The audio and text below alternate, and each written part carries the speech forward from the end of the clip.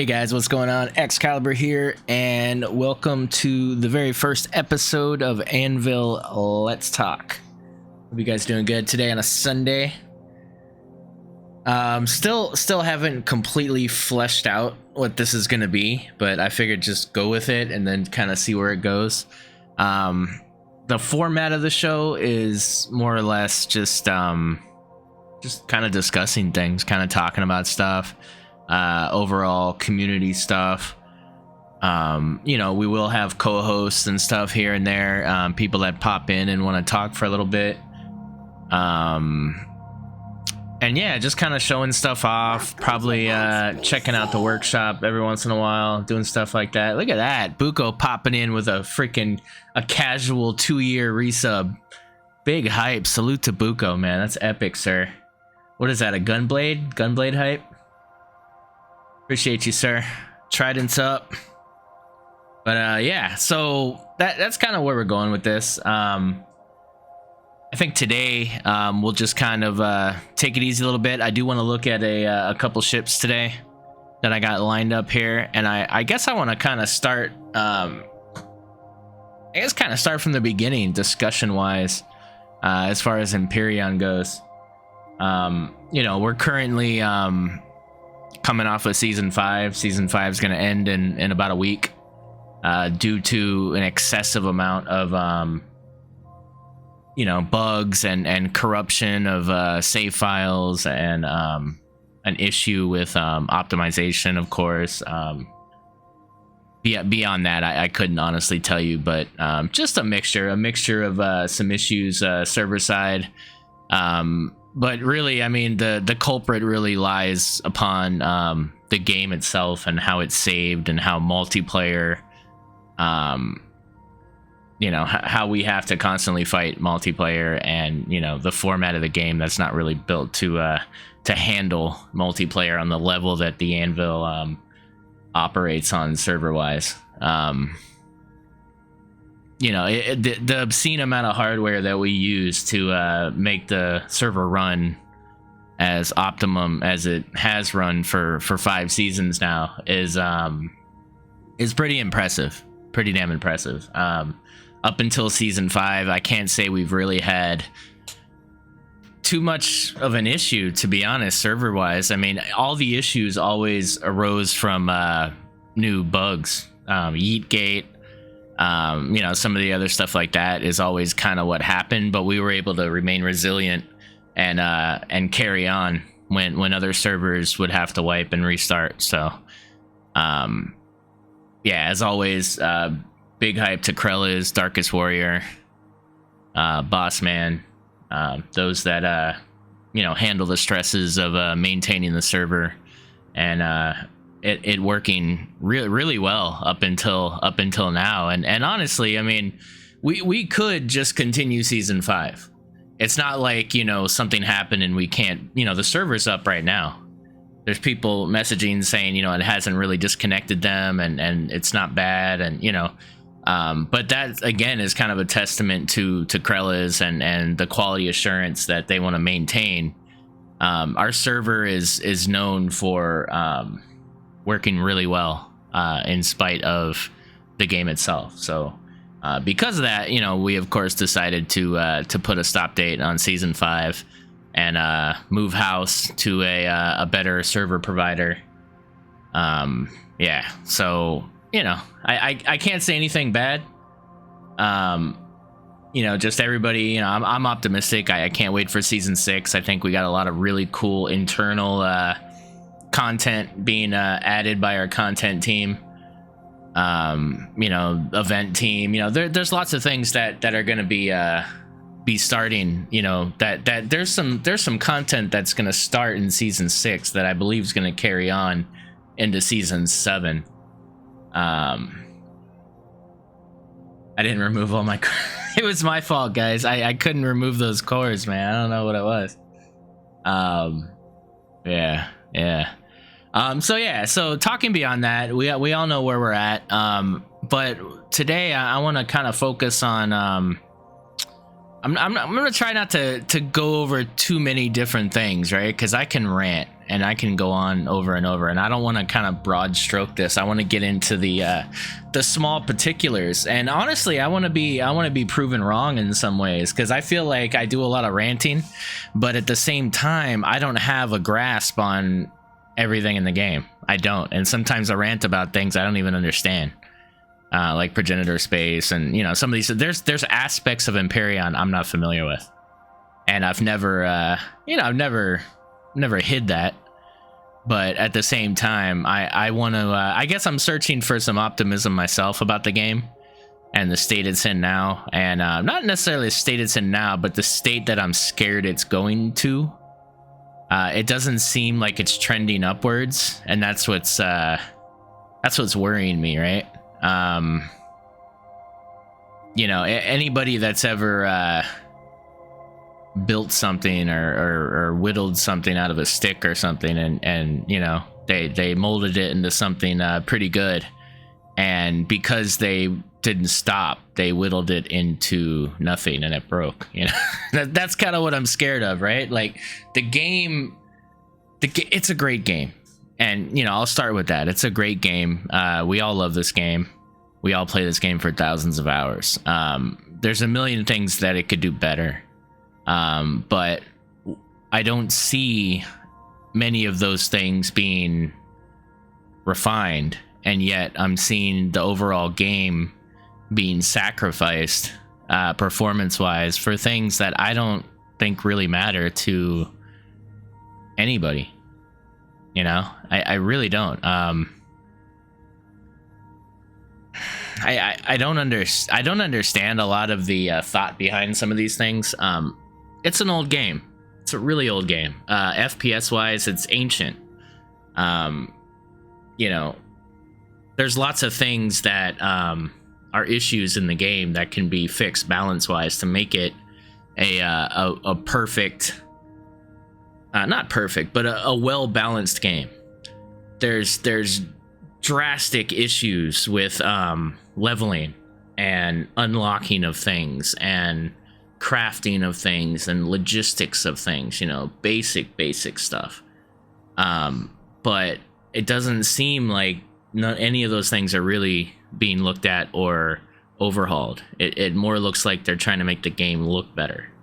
And I don't really get it. I don't understand. I mean, there's games that to me look like shit, but run really well and perform really well, and they become nostalgic and niche, and people enjoy playing these games even though they don't look the best. I mean, I don't think Factorio looks amazing, but I don't think there's really bugs in the game either that are game breaking, that are issues that cause you to get really frustrated, because all you want to do is immerse yourself in the game and enjoy it. The occasional butterfly flying across your screen isn't enough for me to overlook, a lot of the issues that that were sacrificed for that to happen. Yeah, and I guess so this is kind of the other thing that I've been thinking about, and kind of this span of time in between season 5 and season 6. I think what I'm going to do at some point here in the next month or so is I'm going to play vanilla. We're gonna start a new playthrough. I don't think it's gonna last that long, but that's just me with the knowledge I have right now about the game. But I want to play vanilla, and I want to see where it stands in 2023. I want to see what it looks like after playing Reforged Eden for so long. And I just kind of want to understand what this game looks like to somebody that starts playing from the beginning. And then you'll reach and get, well, that's it. I mean, and I don't know. Maybe do the tutorial, do some of these things, just understand what new players see. And I mean, let's kind of get into and I feel like this stream is gonna be a lot of me rehashing things I've already talked about a million times with you guys, but I guess this is more of a documentation of my thoughts, I guess, in a central place instead of randomly scattered amongst Let's Play episodes, right? So let's talk about the focus of development first. Let's kind of get into that. And full disclosure, you guys know that I am a part of the closed alpha team. I do have inside knowledge of things that they're working on before they're announced to the general populace. In the same breath, I will also say that I absolutely never look at any of that. I don't think I've been on the forums. It's been a while. I definitely don't look in the closed alpha forums ever. But you guys know that also stems from me not liking to see things before they actually happen.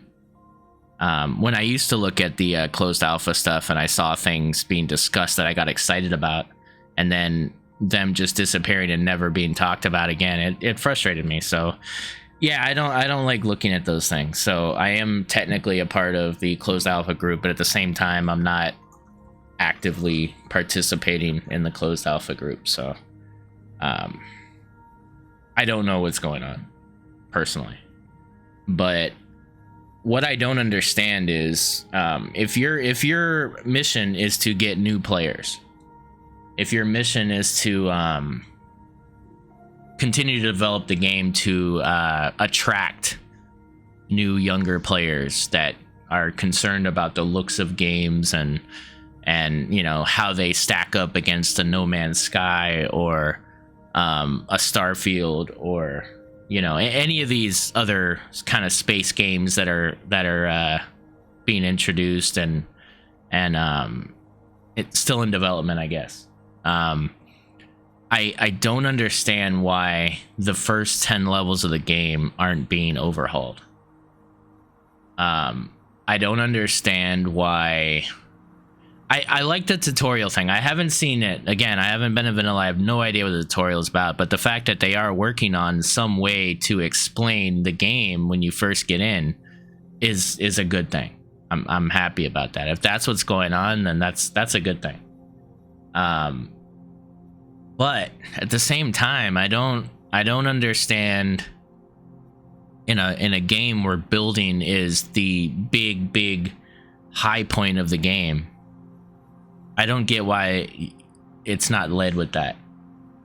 If you read the description on Steam, you know, of what the game is, it briefly talks about building things. Doesn't really get into it. There's games that lead with building, like Scrap Mechanic, TerraTech. There's other really buildy mechanical physics games that really focus on the building first, but I would argue that Scrap Mechanic, those games don't have a world. They don't have POIs. They don't have missions. I mean, Scrap Mechanic kind of does, but you know what I mean? Like, it's not, the focus is the building, and everything else is kind of, you know, there's something there, but it's not a big deal. I don't think that's Empyrion. I think Empyrion has enough content to enjoy the game for a good amount of time if you're a new player. If you're starting the game out for the first time and you haven't played thousands of hours like we are, every oxygen station, every Triceratops, every Tellurapod, every, you know, OPV is a big event in their playthrough. It's a big encounter, and it does justify inspiration for building things to overcome them. So I do recognize that, but at the same time, those things could be a lot better. OPVs could be a lot better and be a bit, you know, not only just more of a challenge, but more of an immersion and more of a payoff. Nothing, everything in this game kind of lacks consistent payoff. Even in randomness, it could still be fun if there's some solid payoff, but you know, again, I'm going off on a tangent here, but but you know, starting with, let's talk about the first 10 levels. You get in the game, you land on your landing pod or whatever. You pull out your bottle of water, and you're given all these things, survival tools and all these things to get started. I do think that's smart, just because they don't really have anything in place to explain your suit, and maybe they do now with the tutorial. I really hope they do. But I'm talking from release 1, not really. There's the let's see, Super says the new tutorial is very interesting. The base attack I can see will stop a few players, but it's only my opinion. Lots play better than I do. It's hard to play as a new player when you've done so many hours. I like the combat against ships and POIs in a sea.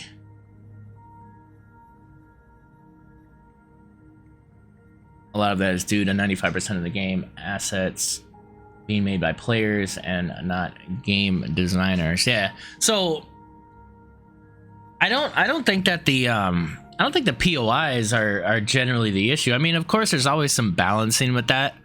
But when you're on your starter planet and you're starting out for the first time, you know, you're like I said, you're given things. You're given a survival tool. I think you're given a motorbike. You know, and the motorbike is a whole meme at this point. I get it. You guys know how I feel about the motorbike. But it's less about the motorbike and it's more about the invitation to the game. You know, somebody buys this game and they land, they get out, they get these things, and their 2 hours have begun. And when I talk about 2 hours, I talk about the time that they have to try the game out before they return it on Steam. So you're walking around, you're picking plants, I don't know if they explain the tree thing, but maybe people figure out that you have to use the not the resource, but the defense mode on the survival tool to chop trees. I don't know. You know, the mining, the scanning. I mean, I guess all these things kind of make sense and people can kind of figure it out. And then, you know, then what happens? What's your next move? What are you doing next? Maybe you're looking in here, and I'm in Reforge Eden, so I'm not going to talk too much about this, but you know, maybe you look at these things, right? You know, you look at suit constructor, you look at stats. You know, you got all this information, right? You got your armor, you got your value. If the durability equals 0, the hit points of the value, you know, durability. You know, so I'm looking at these things and I'm seeing my armor stats and I'm going, okay, so maybe there's better armor. That's interesting. You know, how do I earn better armor? So, you know, you can craft armor and then you can find better armor randomly. There's all these, you know, scientific information as far as the planet, as far as the suit temperature versus outside temperature. None of these things are really, for me, too consistent. They're not things that I've ever looked at. I think this could be one of the first times I've really looked at all these numbers. Maybe you guys do. I don't. I don't, you know, none of this really makes a lot of sense to me. Comfort zone, okay. You know, fine. That's the suit. Cool. I've got some kind of constructor here where I guess I can make some of these things. That's cool. Interesting, right? And then, okay. I don't know if that needs to be there. That's kind of weird that that's there, but all right. And then, you got your logistics, which wouldn't really help you in the beginning of the game. You just got your personal inventory. And then you've got this. You've got this tech tree, and you've got a finite amount of points. You're not really made aware of that. I don't think at any point you're really explained as to what the points are and how many you have, and that they're not infinite. But you have unlocks. You know, you unlock base, and you're like, oh, okay, so maybe this is the first time you understand that, okay, these are all parts for ships that maybe I could build. So I could build these things. Interesting, you know, and we'll ignore these because these are reforged.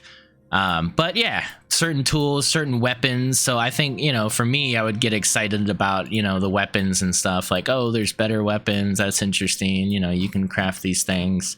You know, and then you get to the point where you have your portable constructor. You find a couple iron ore and you have your portable constructor. You put it down, you go into it, and you're dragging things manually from the portable constructor to your inventory. So this is, for me, the first big problem about the game. It's very inconsistent how cargo works. There's this magical logistics system that comes later where you're able to move things from one ship to another, from a base to a ship, from your personal inventory to a ship. But this portable constructor is completely offline. It has nothing to do with anything. You know, it's just this thing that can't connect to the internet per se, right? Can't do anything. It's just there. And, you know, what do you do with this thing? You can craft things. Later on, you could let it just process whatever. A lot of people do that, like process basic ore so it doesn't have to happen in their constructor. And it's got its own power source somehow. There's no explanation as to how this thing's powered. There's no consequence of not having fuel for it anymore or whatever. So, you know, all that stuff is your first experience of the game and how it works.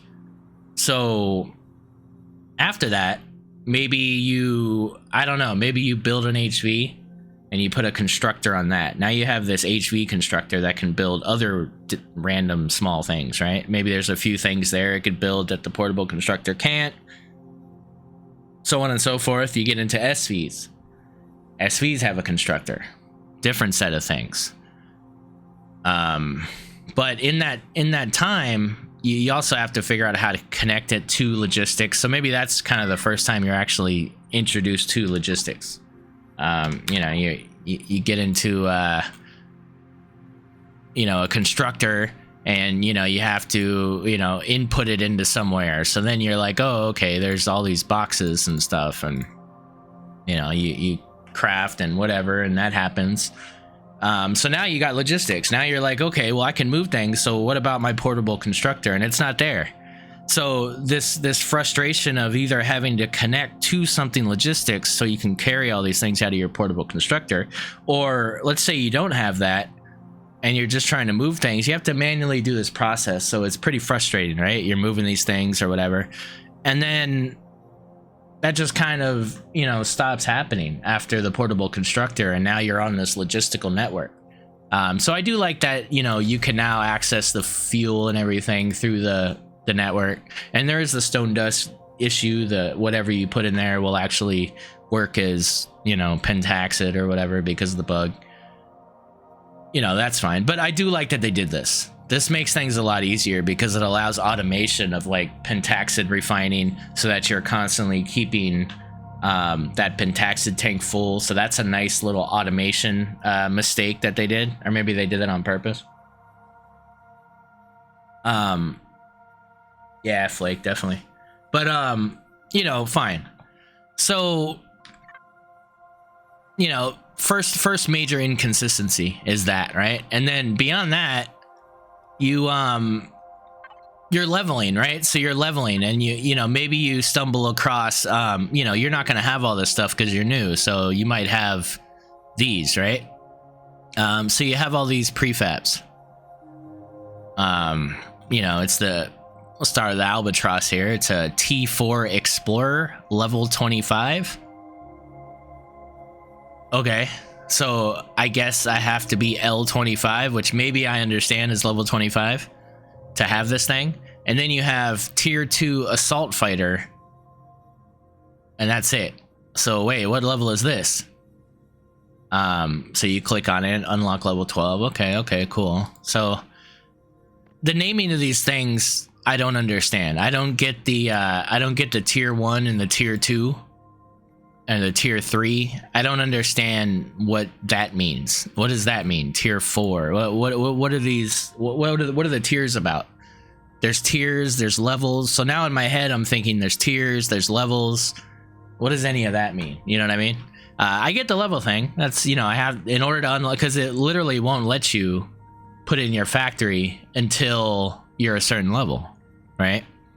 You're clicking these things. You maybe understand. Okay, you highlight over that. Hover vessel. Okay, cool. Small vessel. Interesting. Okay. Capital vessel. Base. So, you get that. You click on these things. The other thing that is probably the biggest issue is the explanation and the description of these prefabs. Now, when you're dealing with the workshop is the wild, wild west. Now, I think the workshop in 2023 is far better than the workshop was in the time I was putting stuff on it 3-4 years ago. You know, there was a few of us that took the time, wrote lengthy descriptions, tried to set in place, you know, common phrases and understanding of this and consistency so that people felt you were reliable and they would constantly subscribe to your things because they could take it to the bank that it's going to work and perform doing what it was intended to do. But I'm not talking about the workshop. I'm talking about prefabs. These are core builds that are in the game for people to use, for new players to use. I don't think too many of us are using these, you know, as experienced players. We're either building our own stuff or, you know, maybe somebody has a sentimental feeling for one or two of these, and that's great. But at the end of the day, these are for new players. And none of this makes any sense to me as a new player. I get what it costs, but what does it do? What's the difference between the Calrion Disruptor and the Box Cutter Mark II? Where's the Mark I? Where, you know what I mean? What's the difference between the Ascalon Reaper XL and the Ascalon Reaper LS? They're both, okay, one's a tier 2 miner, one's a tier 2 laser miner. What's a laser miner versus a miner? What do these things mean? Where is any of that information? I get all this stuff. It's a hover vessel, it's unlock level, it's size class 1. So now there's tiers, there's levels, and there's size classes. Do I need that information? Why is that important? What do I need to know that for? Combat, attack, defense, 0 of 23. Infantry, 0 of 0. What does that mean? I don't know what that means, and I've been playing over 7,000 hours. What does that mean? What is this? 0 of 23. So it has no attack and it has 23 defense? Where's that number come from? Why do I need to know the width, height, and dimensions of the build? And what are those? What is that? 7 what?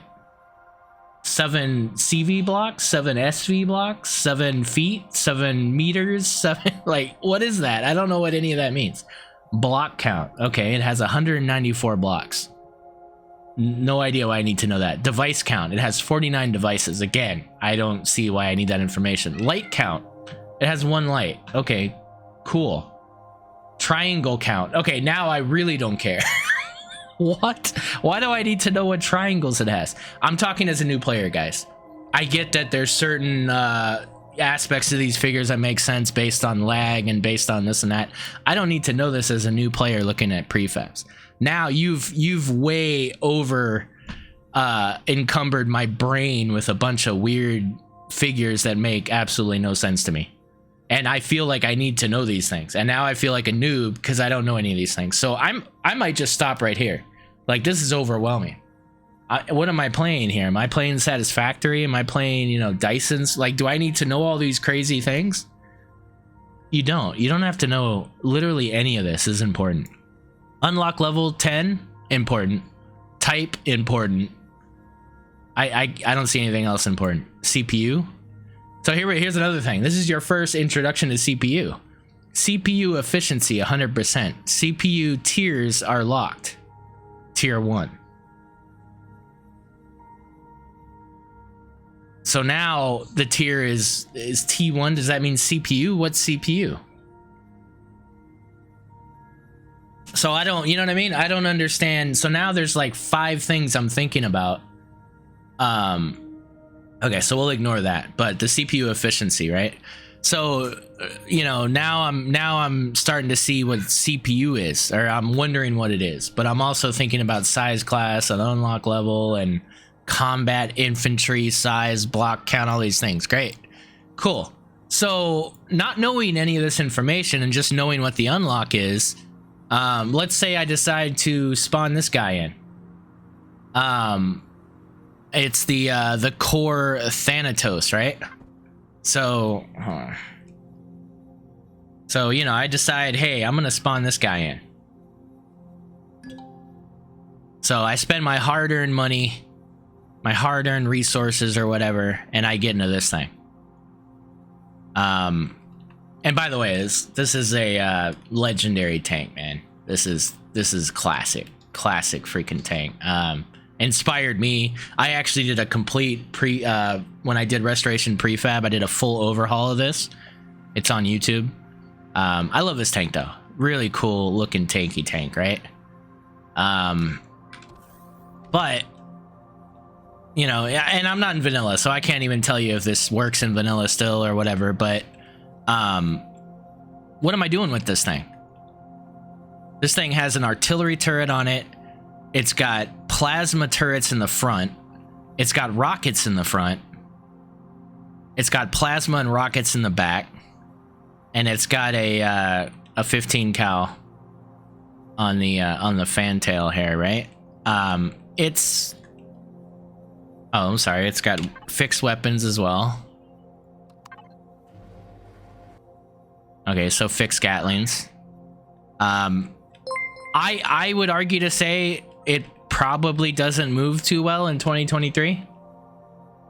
But you know, ignoring the performance of this, right? This is a unlock level 20. And I've gotten a bunch of resources to try to get this thing in.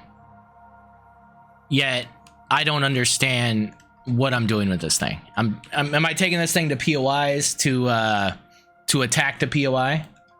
Sure, that's probably what I'm doing with this, right? I can understand what constructors are. Now, you know, it's got these boxes here, right? 250 boxes. It does have 1125 ammo, which is sufficient. There's 2 of them either. That's fine. There's definitely enough ammo here. I don't think the issue is necessarily if this is an older build. I think it probably would still work just fine. My issue is the weapons. The weapons are obviously in the wrong place. That's a minor thing, whatever. Like design wise, maybe you can figure it out. This is a prefab, right? So this is a high-end prefab tank that should be able to take down vanilla POIs. I'm sure it probably still does okay. Does this have a shield?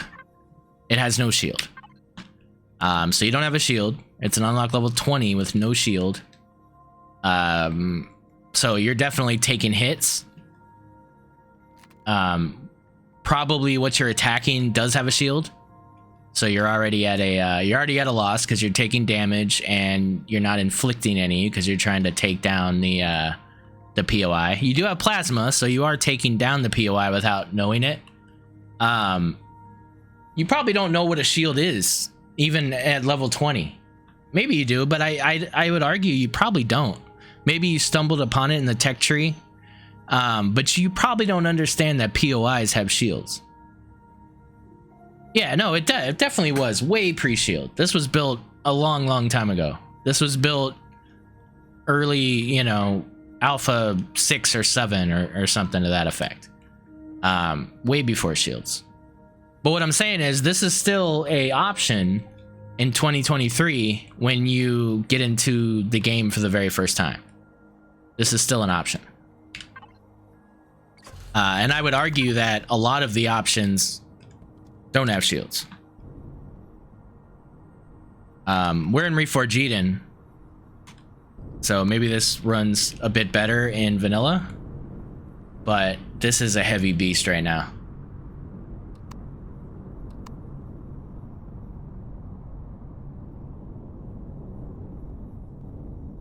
And listen, classic tank. And I guarantee you 90% of my old tanks move just as poorly.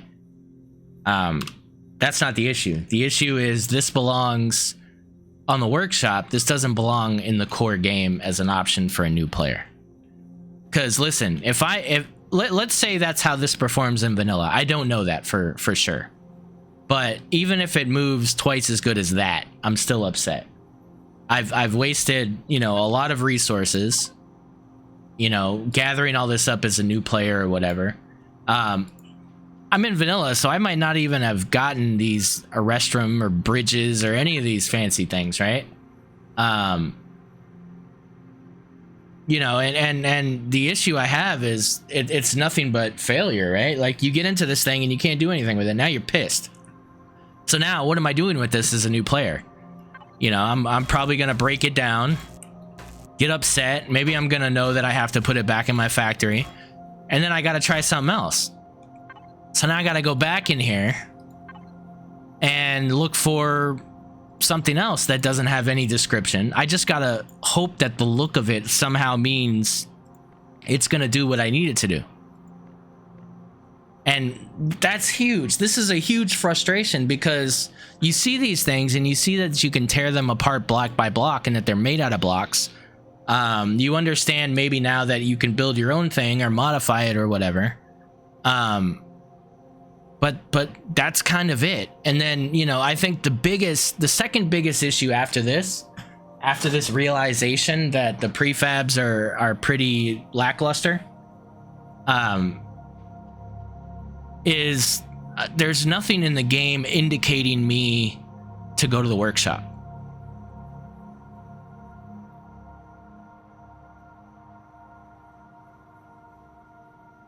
No, yeah, they're probably not going to know about the factory. That's another weird thing, right? They're probably not going to understand the factory. But right now, I really want to talk about the beginning of the game and the marketing of the game to keep people playing the game. I'm a big proponent of that. I try a lot of games. You guys know I try a lot of games on my streams, and I don't play them again. And you guys know that. There's games that you guys have gotten for me that you're very passionate about, and I haven't gone past the first stream with them because they didn't do anything for me in that first stream. So I am a big stickler about games needing to pull you in when you first play them in those first 2 hours. And if they don't, then I just don't give them a chance. Like, unless I know that, hey, there's more down the road. Like, if it's like a Diablo or something like that, where it's, you know, it's tested and, you know, that name means something, you know, cool. But these survival games that are coming out that are new, that we haven't heard about or whatever, like these indie games and stuff, it's like, no, you got to pull people in from the beginning. Even if you're using all Unity assets and everything, if you have an interesting concept and an interesting progression that opens up as you progress, then you're gonna lose people.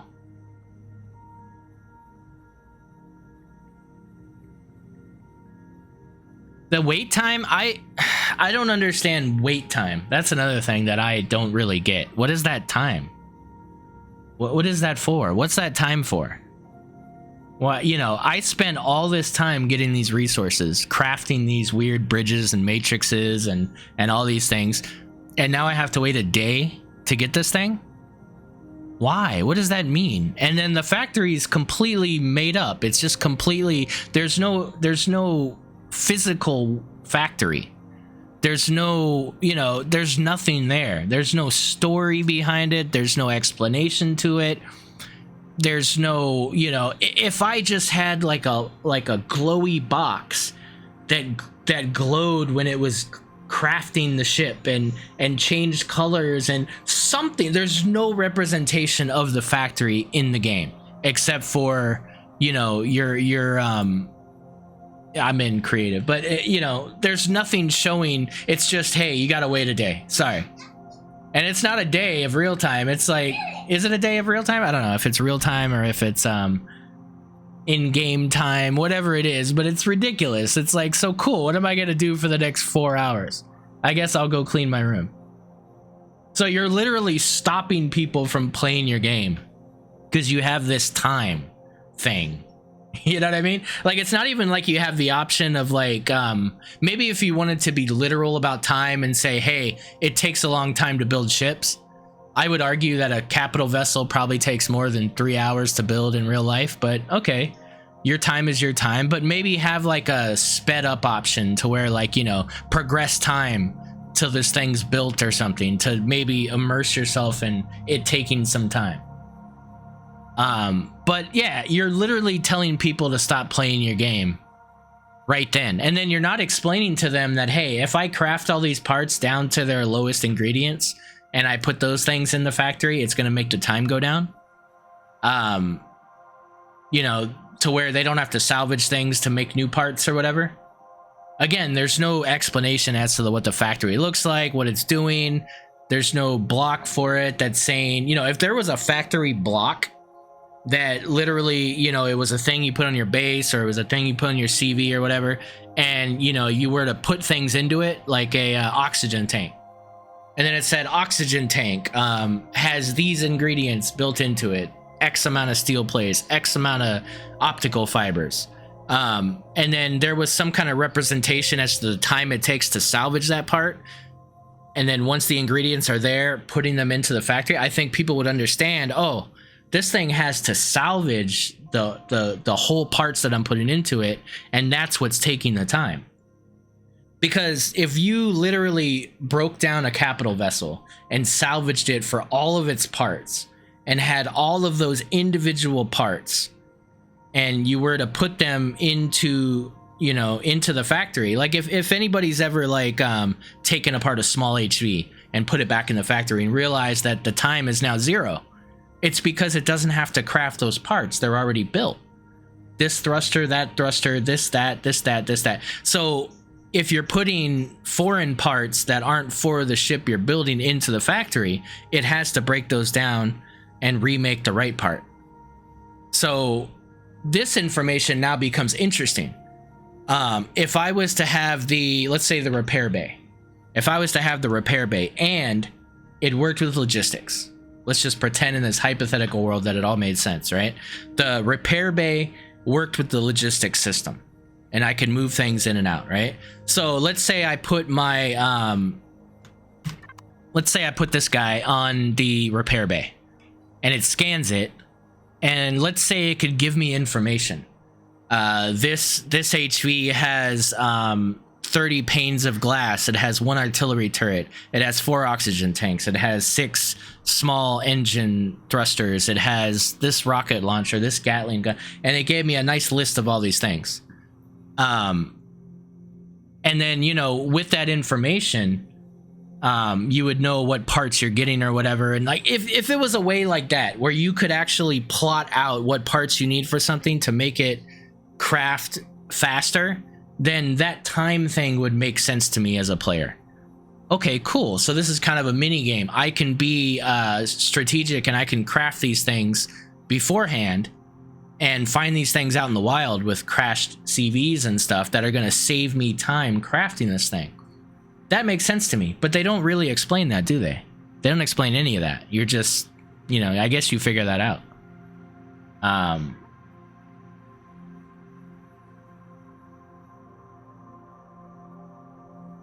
Sleeping jumps you, yeah. So that's fine. Sleeping does jump you forward. But yeah, we need a factory block. We need the repair bay to somehow work with the factory block.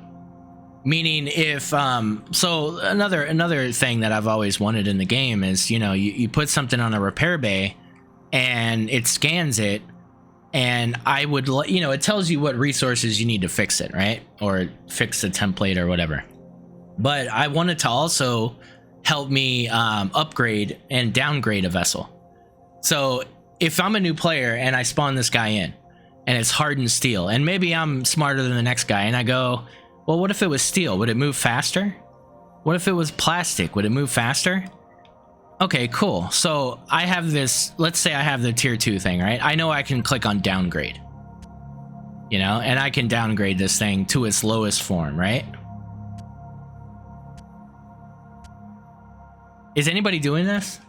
And is anybody doing this as a new player? Are you going to everything and completely combing over the outer part of your ship? Because listen, you can't go in here in the game and get all these internal blocks. You can't do that. And you're at the mercy of how people build. If people fill their ships with a bunch of internal blocks that you can't see, or if there's thrusters, inside the build and tanks and all kinds of other weird things, like, how are you going to get through this? Because it definitely doesn't tell you about creative.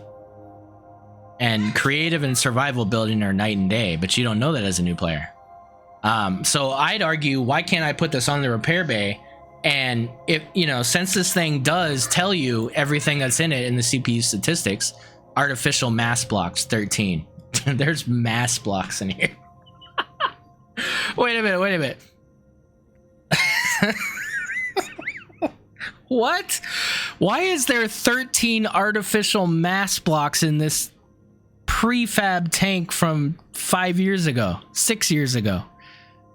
What? Why is this a thing? Yo.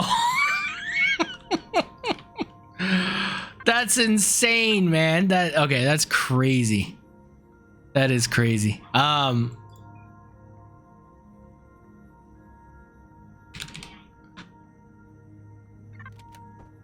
This is the version I did of that vessel in the project prefab.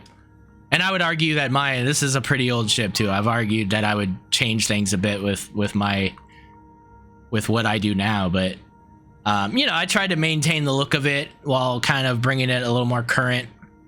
But at the same time, what was I talking about?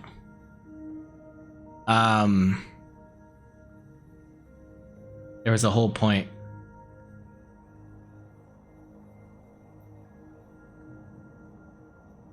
Oh, the mass thing, right? So yeah, so like with the mass blocks and everything, I don't think I changed the interior, but I did put the clone chamber, the medic station. I did LCDs. I don't remember doing LCDs, but I guess I did that. That's weird. But yeah, this moves better, right? In 2023. And I think that was the big thing. I changed a lot of that. I got rid of the mass blocks. But there's only 3, so I missed 3. Because this was an overhaul, guys. So I literally went to the original one and then I rebuilt it. You know, so it's still by Mr. Crow. It's the same core as the original one. So there's 3 artificial mass blocks in here somewhere.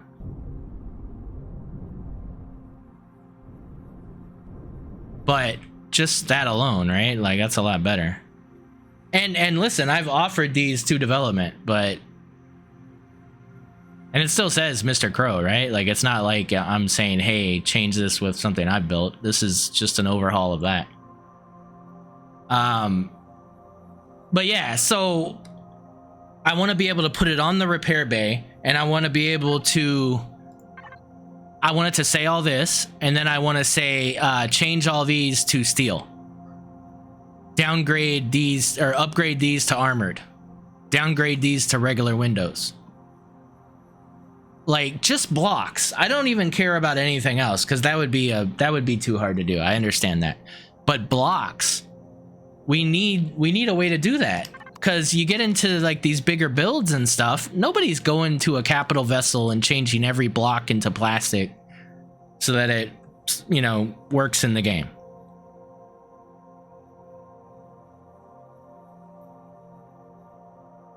Yeah, this is before release. This is Alpha 10, maybe I did this. So this is still pretty old too. But yeah, it should be factory. It should be, because you've already shown us that you're capable of scanning a vessel and breaking down all its components into a list. So I'm not a programmer at all. I'm not a game developer. I can't tell you how any of that would happen, but I would argue that it's probably possible that you could take this data and literally do this command with some type of a batch file that's connected to this block and be able to replace blocks, whole, full, whatever, to whole, whatever. You know what I mean? Like, I would assume that that's probably not too hard to do. There's some algorithm that could be put in place that would do that, right? So I don't get why that's never been developed any further, and it doesn't seem like that's something that they're really looking at. Because it's very inconsistent. I talked about the portable constructor in the beginning of the game, but when you do get a repair bay, now that doesn't make any sense, because you're going like this. I guarantee you're going like this, and you're looking for the repair bay. You're looking for like, where's the repair bay? How do I put things in the repair bay? And then you get to that station and you realize that you have to manually drag these things into the repair bay. And then you're doing the Jay Randall when I first told him about logistics, and you're trying to figure out how to connect a thing to a thing, and then you're getting lost in the thing, and then you're over here and you're like, well, what am I connected to? Where did that go? Where did that pile of this go? And you're just frustrated. You're just like, you're losing your mind. You're getting upset because you just crafted a bunch of things and you can't find them anymore. You know, and you got this thing in your new playthrough that you want to go kill Xerax with, and it can't move. And say screw it. Say you just take this thing and you go try to attack it, and then you get stuck on a branch, or you get stuck on a rock, or you know, this thing can't tilt up enough to overcome a ledge or whatever, and you get blown to shit because you can't move.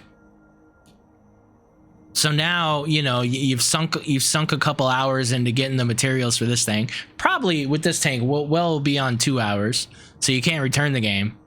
But now you're just pissed because this looked like the coolest tank in the game. You might not know there's a workshop, because again, my second biggest issue is that, you know, if I don't have anything in my personal thing, and I don't have anything here because I'm a new player, these are empty for me. Workshop. Okay, there's a workshop. Where's the workshop? You know, and I'll listen. I'll give you an example of my point here.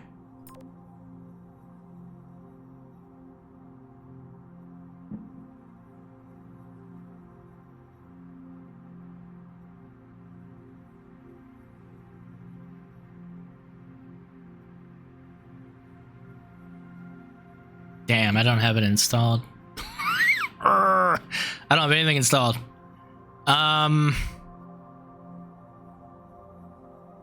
Would be faster to install, let's see. Oh, this will be easy. Hold on.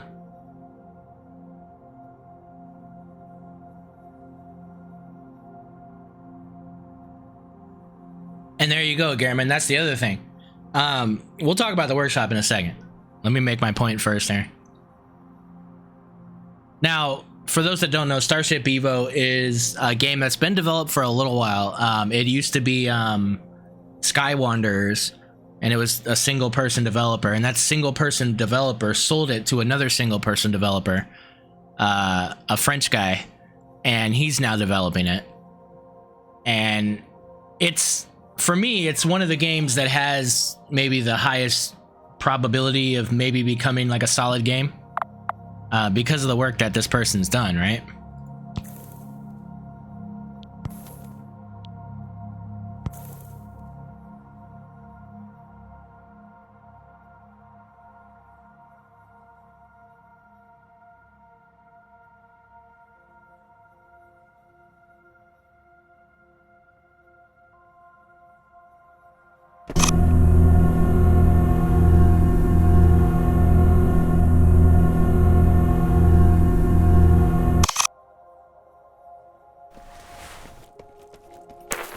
Oh, wait, no, I don't want to do this. Cancel. I can cancel anytime. How do I cancel?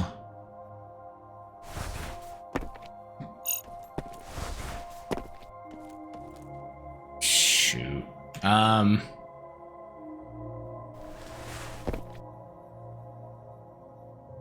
Anyway, that's not even a big deal. Let's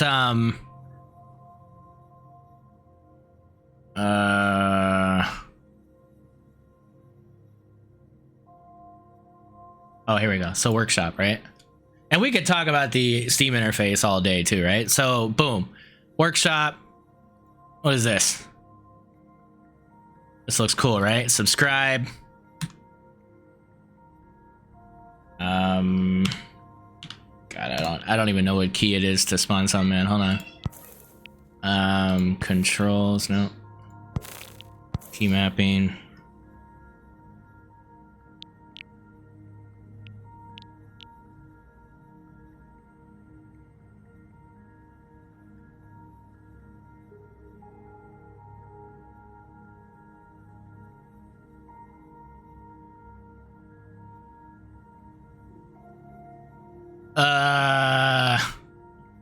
Damn it. Where? Build. No.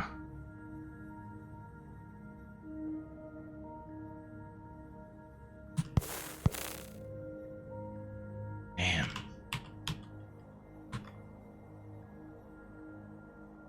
Tab. Okay.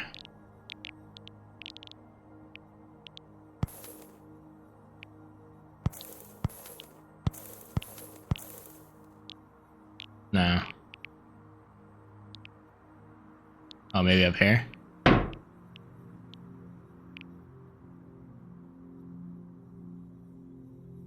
I made my point. Okay, I made my point. Anyway, you can literally go in with Starship Evo, Space Engineers. You can subscribe to something in game and spawn it in game. I don't have to exit the game. I don't have to do any other stuff to, you know, for every single one that I want to look at. I don't have to do that, right? That's huge, right? Space Engineers, I think, even has like a thing saying, you know, workshop, and you could just, you know, it directs you to the workshop, right? That's a huge thing, because the biggest asset Empyrion has is the workshop. It's the greatest marketing tool that you could possibly have for a game like this, right?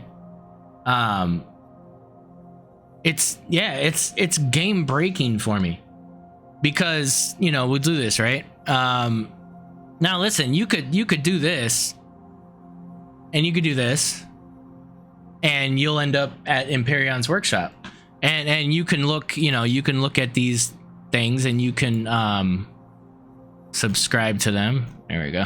So you see we got scripts, awesome, SV here, whatever. I could subscribe to that, and, you know, I can't spawn it in, because when I go here, it's like, okay, I subscribe to it, and I've got an obscene amount of things, so I'm not even gonna demonstrate that, but you know what I mean? It's not gonna be there. So why isn't that there? I just subscribed to it. Every other game I've played does this. Why? You would never think that this didn't do that, right? I don't know why it doesn't do it. I don't understand. I think I've asked before, and no one's given me a good reason why that's not a thing. But why isn't that a thing? Why doesn't it refresh your thing automatically? Yeah, there's no indication of that. So now I'm like upset. So maybe I figure out that, hey, maybe let's try a restart of the game. And then it comes in, you realize, like, seriously, I have to do that every time? So a big part of my gameplay when I first started playing this game was looking on the workshop and seeing really cool, you know, J. Randall builds, or Piston builds, or Siege builds, or, you know, Fluffy builds, or Zero G builds, or whatever. Like, I would look at all the current, you know, the week. Like, I lived on this page. This was my thing. I looked at it at least 10 times a day to see if anybody posted something cool. And I would grab them all, and I would spawn them in with a buddy of mine, and we would just look through them. We would look all through them and go like, oh, that's amazing. Like, literally what I do in the Designer's Challenge is how I played the game when I first started. And I was just learning and being inspired by, you know, all the cool ships and stuff that people made. That's severely handicapped by the fact that I had to do that and then go into the game. And mind you, I said I did it with a buddy of mine, so now we're talking about a multiplayer server situation where maybe he's directly connecting to me, so now he's got to exit my game as well, and you know, it's just this whole like inefficient way of doing this, right? Because, you know, you look at the workshop itself. And so this is the first thing that comes up on the workshop for Empyrion Galactic Survival. And I look at this thing and I go, man, what is this? And I see the, you know, let's go back. So I see this. This is great. What is this? Reforge. Like, this looks really professional. This looks amazing. You know, you click on it and you got all these great shots, you know, of the ship. You know, this person's done a really great job of showing everything about their ship from every angle and making me want this thing. Now I got stats. Like, that's great. You know, I got all these stats and I can see how much it costs and that it's going to take 2 hours to build. And this is amazing. I want this thing. This is great. You know, I go to the next one and it's like somebody else has done the same thing. And it's like, wow, what is this thing? And it's like, you know, wow, this thing goes with this big thing. And it's like a miner or something. Like, that's really cool, you know? And, you know, you get really inspired. You're like, oh man, like the workshop's got some really interesting stuff, you know? Like, this is great. Now, remember, the workshop itself is the most popular item of the week, right? All that means is out of all the workshop builds on the workshop in this 1 week, these builds got the most amount of likes, right?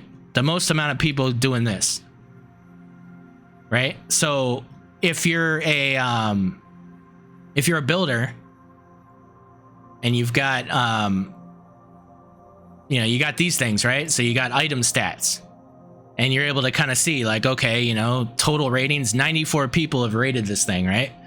I've got 3 negative ratings and I got 91 positive ratings, right? Now in a week snapshot, given how many ratings something has, positive ratings something has, determines your position on that top week thing, right? So when I say that, and we'll talk about the workshop, you know, in another time or whatever, but it's rigged, right? It's rigged. We're a big community. It's rigged in a positive way and it's rigged in a negative way. But at the end of the day, it's just kind of rigged, right? If I put something up on the workshop, chances are I'm going to be on the front page. And that's because you guys know me. You guys have looked at it. You've maybe put a thumbie uppy. I've probably gotten some negatives as well. That's always pretty consistent with my stuff. It just happens. Jay Randall, Script, you know, anybody else. Like there's at least 50 builders in the community of Empyrion that will consistently see the front ticker. Now, I would say that in a way that kind of works, because I would also argue that all those 50 builders are probably putting out consistent, well-performing, well-functioned builds that people want to use. So for the most part, those builds are probably good to go, right? The problem beyond that, right, is, you know, when you get into searching for things. So let's say I'm a new person and hey, you know, I'm a new person. I need an HV that I could take down POIs, but I'm a 7, level 7 right now. I'm not going to see level 10 for a while because I don't know that I could just chop down stalagmites and get 20 levels. So, you know, I'm working really hard to get these levels. I want something that's level 10. So let's see, search, level. Here, let me unscrap. Level 7 hover vessels. It's a search bar, right? So I'd assume like it searches for things, right? Okay, hover vessel level 7.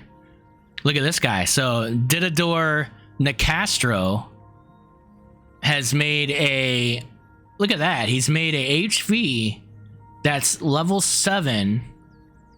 But guys, hold on. The first thing on the list, by the way, this was posted in 2017. This is a 6 to 7 year old build.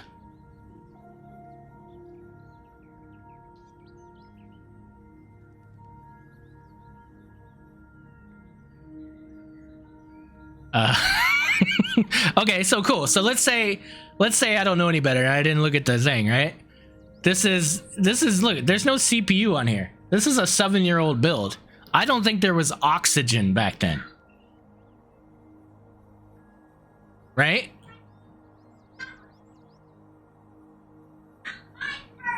It might work. It might work. Listen, it might work just fine. It might not be oxygenated. Maybe that'll be annoying, but I find that kind of crazy that when I go to the workshop and I search for a type of vessel, that it's going to show me something from 7 years ago. A unlock 15 capital vessel.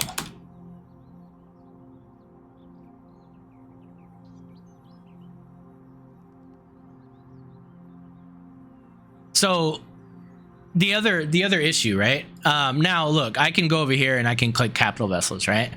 So let's say, you know, I do this, right? Unlock level 15. Oh, well, I happen to be the first one. Cool. Now, okay, so this is perfect, right? So level 15 transport. Okay, blah, blah, blah. Transport is an unlock level 15, but for early to mid-game transport, it has everything needed for a starter CV situation.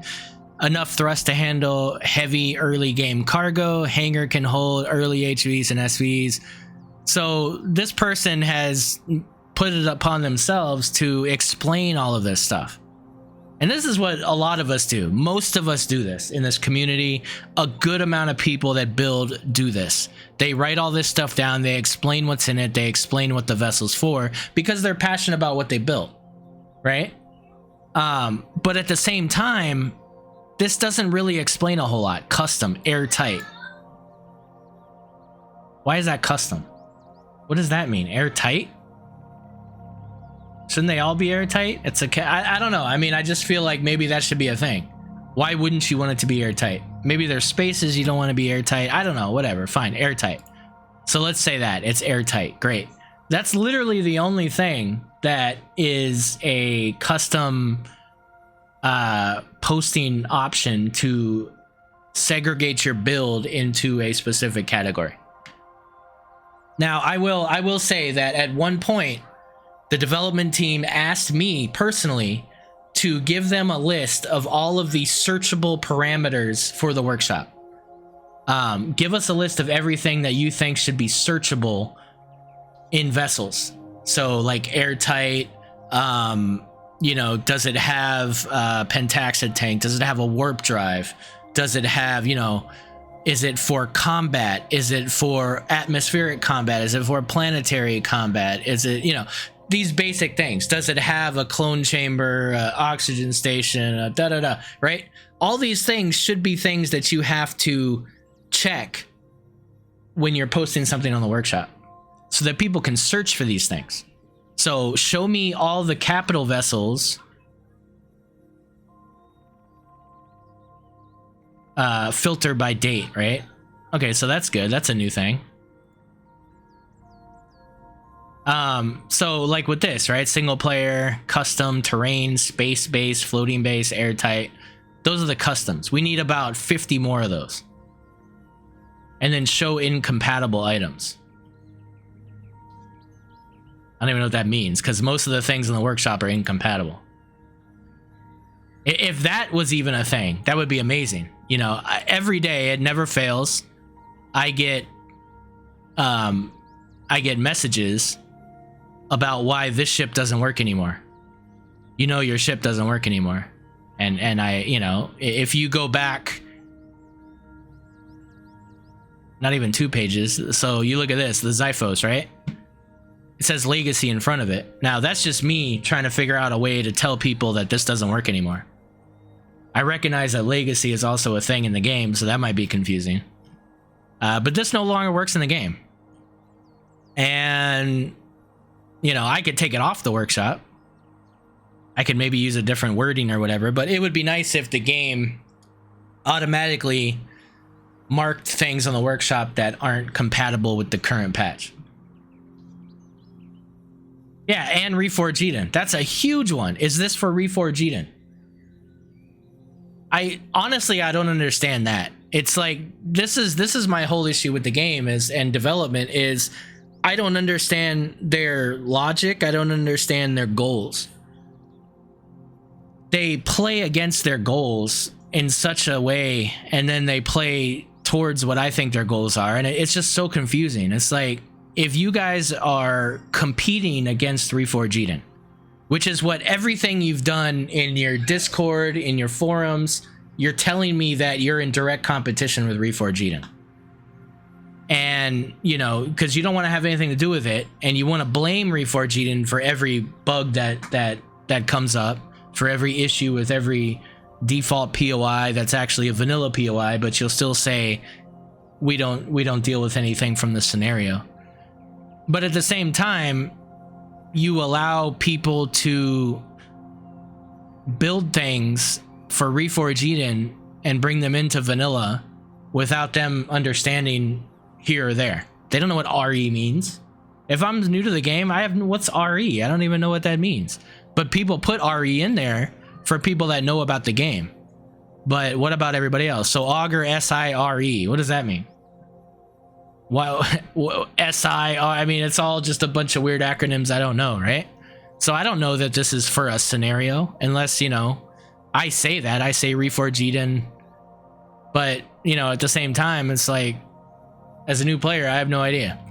Now, this thing does work in vanilla, cool, but maybe some of them don't. And again, you've spent all your hard-earned resources to spawn in something that's not going to work in the game, and you're frustrated. So it's a losing battle. It's really an uphill battle in the beginning of the game to be interested in the game. Now, once you get past that, and once you get to mid-game, and once you play for 20, 30 hours, you start to understand that this game is a lot bigger than you thought it was. This game has a lot to chew on, and it can be a lot of fun, and it could be really exciting. But you don't know that unless you're talking to people in the community, or unless you're really just spending a lot of time and you've really kind of figured some things out. You can read between the lines, and you could figure stuff out on your own. And most of those people are lab coats, basically. They're people that are very, you know, well-minded as far as that, and they can kind of see through things and everything. But you're losing everybody that's not that. Everybody that's not that and isn't talking to the community, and because communities are scary. The Anvil is great, but when people first come in, they don't know what to expect, because there's a million discords that are just a bunch of asshats, you know, saying stupid stuff. So they don't know any better. And they're probably not going to read a bunch of stuff from people that have written a ton of stuff when they don't understand the game at all. So that's why this game's niche. That's why this game is not No Man's Sky, when this game, to me, is way superior to No Man's Sky in pretty much every way except for looks. And, you know, if their goal is to look like No Man's Sky, but break everything, I don't understand that. Why wouldn't you lead with your best foot forward and be the amazing space building game that you are? You know, that's what I don't get. There's no other game that I can come in here and build something purely for a goal that I see in my own game. It's not like I'm building something that works for everything. I don't know if it works. It might not even work. It might not be great.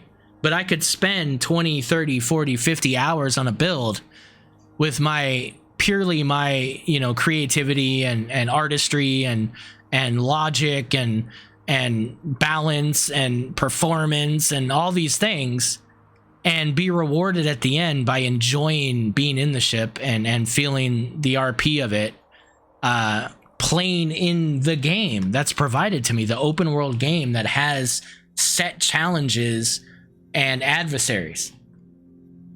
Like, that's the coolest thing in the world, man. That's like, you know, I don't know. That's like going out on the, you know, going to a basketball game and bringing, you know, the best ball and you know, the shoes you like and, you know, whatever, and just feeling like, hey, I'm ready to go. Like, I brought my own stuff. I'm invested all this time and practice into playing this game and everything, and let's go. You know, the game is the game, right? Empyrion is Empyrion, but, you know, can you be better at it based on what you build? Yes. It doesn't, you don't have to be a crack shot. You can build something that can overcome anything. And that's what makes the game really cool, because it can attract all types of people. It can attract people that just want to run and gun. It can attract people that want to be methodical. It can attract people that want to be unconventional. You can overcome objectives in a lot of different ways in this game. And that's the best part about Empyrion. And that's the part that they're actively not demonstrating. And it's bizarre to me. You know? They should be doing designers challenges every month. As a development, they should be doing that. Are you telling me if they didn't announce, you know, in April, hey, everybody build a fighter SV for atmospheric combat, how many entries do you think they'd have? They're not telling anybody that they're going to use them as prefabs or anything. Just do that. Just build that. Like, I mean, it doesn't take a lot of brains to understand it. And I'm saying that out loud, where that is my biggest, I guess what you would call my biggest content, my biggest asset as a streamer is the Designer's Challenge. It's something I've consistently done for over 4 years. And we've, as a community, have produced 4 years worth of amazing, functional, performing builds for Empyrion and for the community of Empyrion. That's what we've done as a service to the game and a service to development. But what I don't get is why they haven't decided, hey, this is a great way for us to kind of show off the game and what it's capable of, but also get people interested in the game. And also get our best builders to build us free content for our game that people can use in the game. I'd have a person specifically on the development team that handled the workshop and handled prefabs, and that would be his only job. Constantly update the prefabs and test them, and you know, that's what we're literally doing. That's literally what Project Prefab is for. We've developed that in our own community with Bossman. Bossman has built the Anvil catalog and, you know, spent hundreds of hours testing and developing this catalog so that we in our community have a set amount of builds that are constantly updated for new patches. Like, we've done that as a community of players. Why isn't development doing that?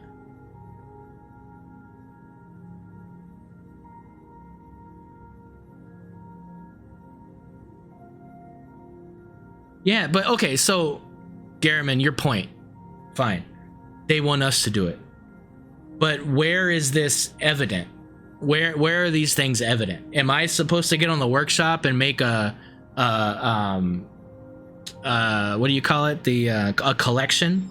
Am I supposed to make a collection of builds and just do that? I could do that, and I've thought about that. I've thought about that many times. But I get frustrated because it's like, why am I doing that? Why aren't you doing that? You have the information. You can access the catalog. Development is in our Discord. They can grab those things with my blessing because I've offered it to them countless times. The same thing I'm telling you guys, I've said to them directly more than once. It's not important. They don't care. It's not a big deal to them. Builds are builds. They don't care. And that's what's frustrating. It's like, this is part of your core game, you know? I don't think my builds in the prefabs work well anymore. I don't think they do. I think they're messed up. But yeah, it's weird. It's weird that there's not a guy that I offered to do it for free, guys. I offered to do it for free at one point. I offered to overhaul the workshop. I offered to do all these things. They can rely on us. I'm happy to continue. I'm doing the Designer's Challenge regardless. So for me to just hand you a list of BPs that you could use or not use, but that you know are good because we've tested them in stream, that exchange of goods is not happening. And it's free. And all I got to do is hand it to you. It's a zip file. So that shows how much they care about the workshop and what's going on. They're not my builds. They're your guys' builds. They're the top builders in Empyrion. Right?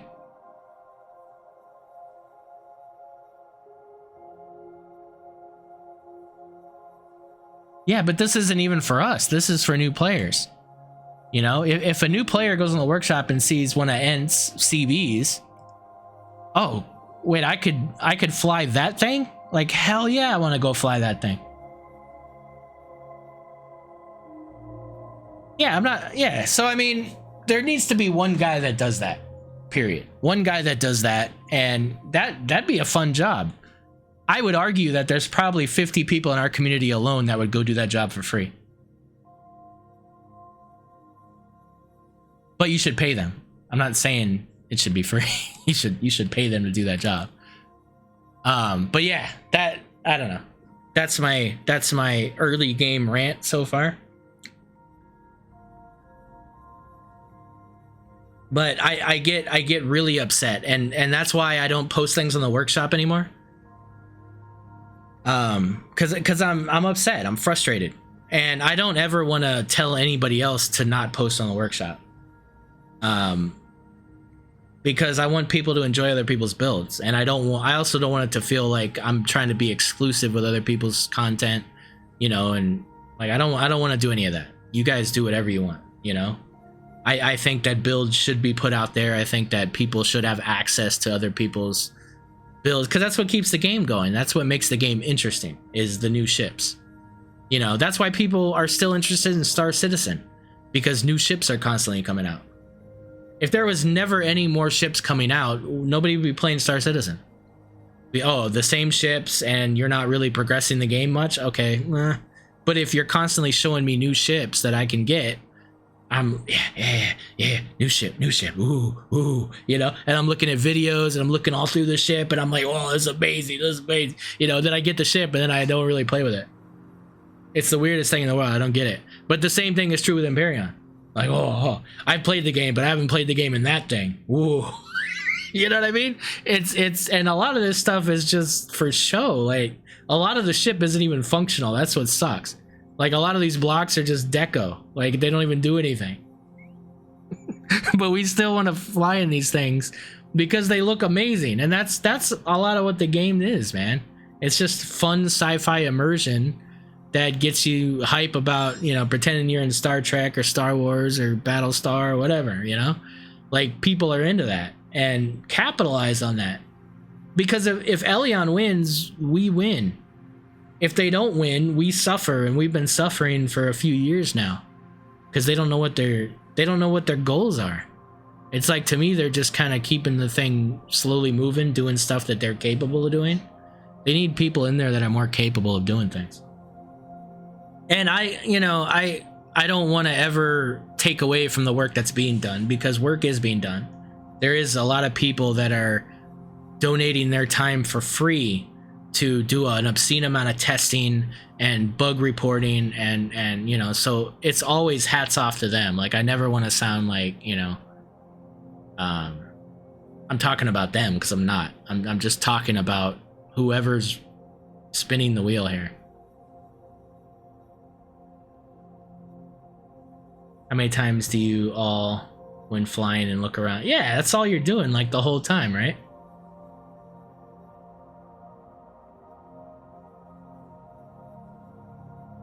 Dragon. They already have a backlog. Yeah. So we're gonna do a couple other things today here. I think I've ranted for an hour and a half now. Wow. So I just want to look at one more thing, something interesting that I saw here. How does this work? I have a new format of this here, so it's kind of weird. Let me do that. I don't have a way of turning this off. Hold on. We'll do that for a second here. I want to show you guys.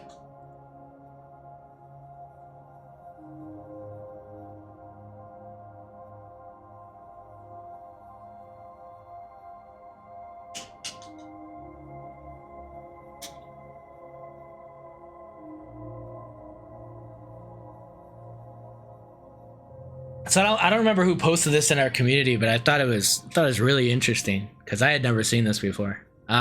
So this is the oh no, that's, sorry, ignore that. Damn it.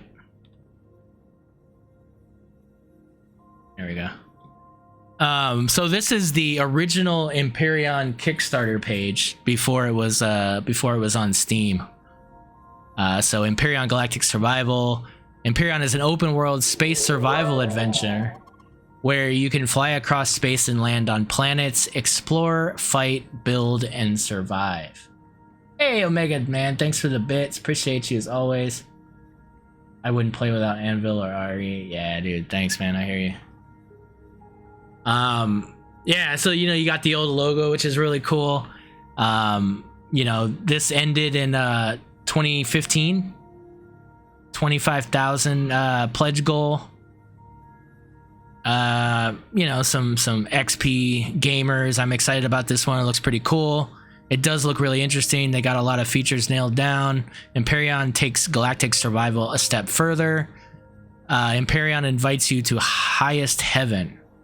Empyrion, just another day in paradise. The galactic odyssey you've been craving. Empyrion is a survivalist Minecraft set in space. That's probably the best explanation, I think, of all of them.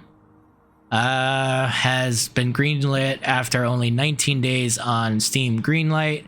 We would have never expected to get greenlight so fast. Thank you so much for your support and the 73% of yes votes.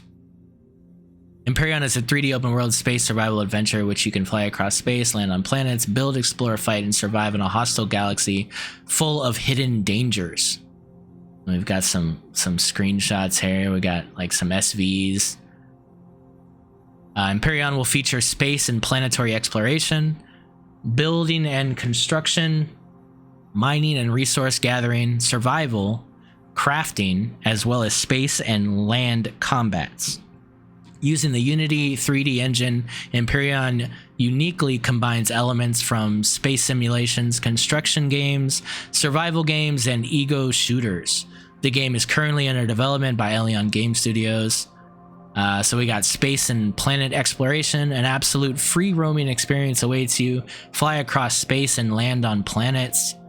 The universe is your playground. You can go wherever you want, warp between solar systems, fly with planet to planet, or land on giant asteroids.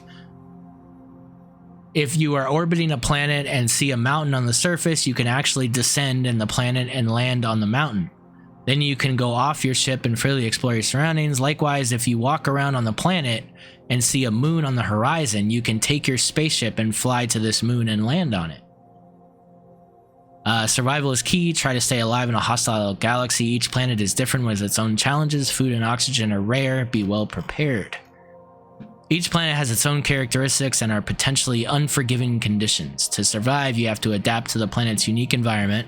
For example, you will discover alien planets with harmful cosmic radiation, or avoid acid rain, as well as planets with an enormous gravity that sticks you to the ground. The game also simulates different climates and weather conditions. Building and construction. You can build everything out of blocks and building parts like Minecraft, large motherships, small spaceships, space and planetary stations, and facilities such as mining robots and solar panels. The mothership is your module home base that you pilot across the endless space and in which you can freely walk around. Before journey begins, don't forget to build a hangar or a landing platform on the mothership for your small spaceships. You will need them for fast attacks, reconnaissance missions, and planetary landings. Of course, you also build these small agile spaceships for yourself.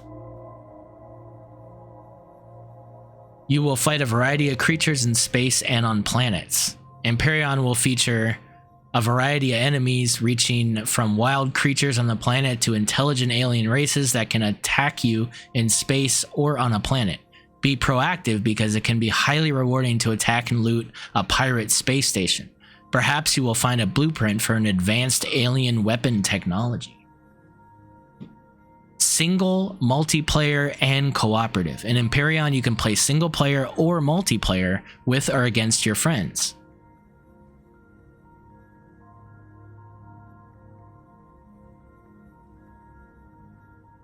In Empyrion, you can play single player or multiplayer with or against your friends. Okay. Besides single player mode, Empyrion lets you play multiplayer. For example, you can team up with your friends to play cooperatively. Invite them to join you on your mothership to operate the turrets while you pilot the ship.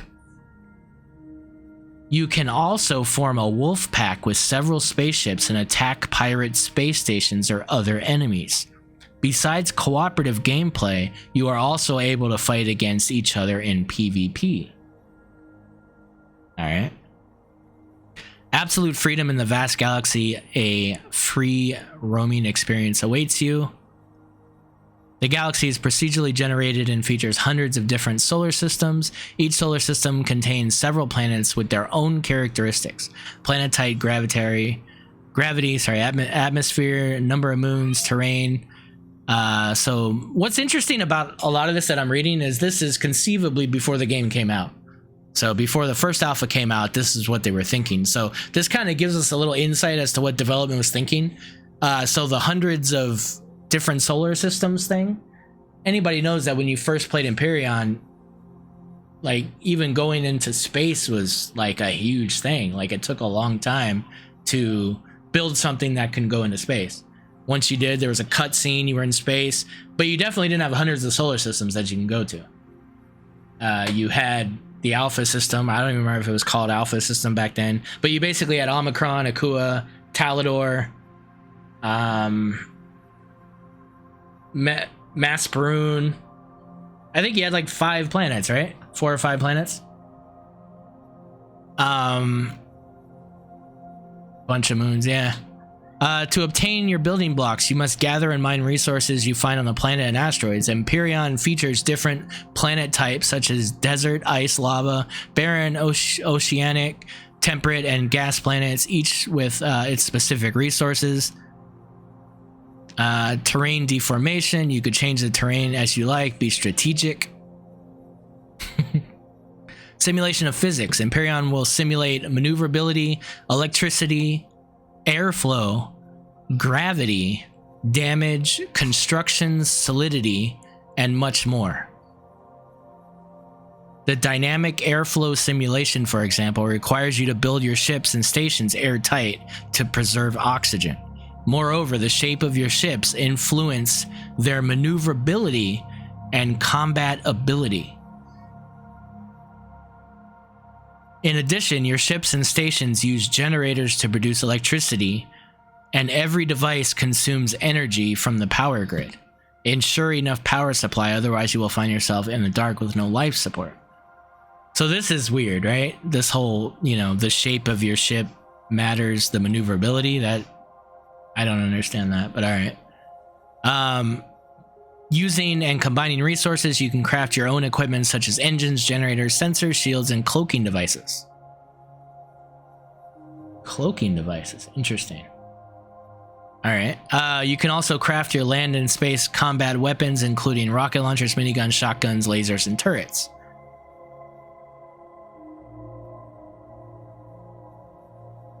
Yeah. The search for paradise is as old as humanity. However, by the end of the 24th century, the Earth will be far from being a paradisical place. Overpopulation, runaway, climate change, and natural resource exhaustion had led to political instability, riots and looting, war over resources, hundreds of millions of refugees, severe drought, famines, mass extinctions of many species and ecosystems collapse. In the year 2402, a team of researchers discovered the wreck of a starship in the Antarctic, hidden up to this time under a thick cover of ice. Apparently, the ship belonged to a technologically highly advanced alien race and was powered by an unknown form of energy. Also, a star map was recovered whose symbols were similar to those used in ancient cosmologies to describe Empyrion, the land of plenty. The starship seemed to point to a location far away from Andromeda Galaxy, about 2.5 million light years away. Given the increasingly desperate situation on Earth, United Council of Humanity, UCH, decided to focus the remaining resources on Earth on a united effort to build a fleet of starships with the aim of establishing contact with the mysterious aliens and finding Empyrion. All ships were equipped with an alien energy cell to power their experimental hyperdrives. Finally, in the year 2473, the fleet of starships is ready, and you are the first commander of the frigate Helios. After you activate the hyperdrive, however, something goes wrong. An unknown force takes control of your ship. Subsequent to reappearance from hyperdrive, your ship is disabled and drifts into orbit of an unknown planet somewhere in the Andromeda galaxy, far away from the destination that was indicated by the map. You have lost contact with all other ships of your fleet. Gravity pulls your disabled ship towards the surface where it crashes. The impact completely destroys the ship and kills the crew. You are the only survivor. Find a way to leave this hostile planet and uncover the mysteries of Empyrion. Save the Earth before it's too late. That sounds cool, right? It explains what Empyrion is. It's a place, the highest heaven beyond the firmament, which in ancient cosmologies was supposed to be occupied by celestial beings made of pure light that are the resource of creation.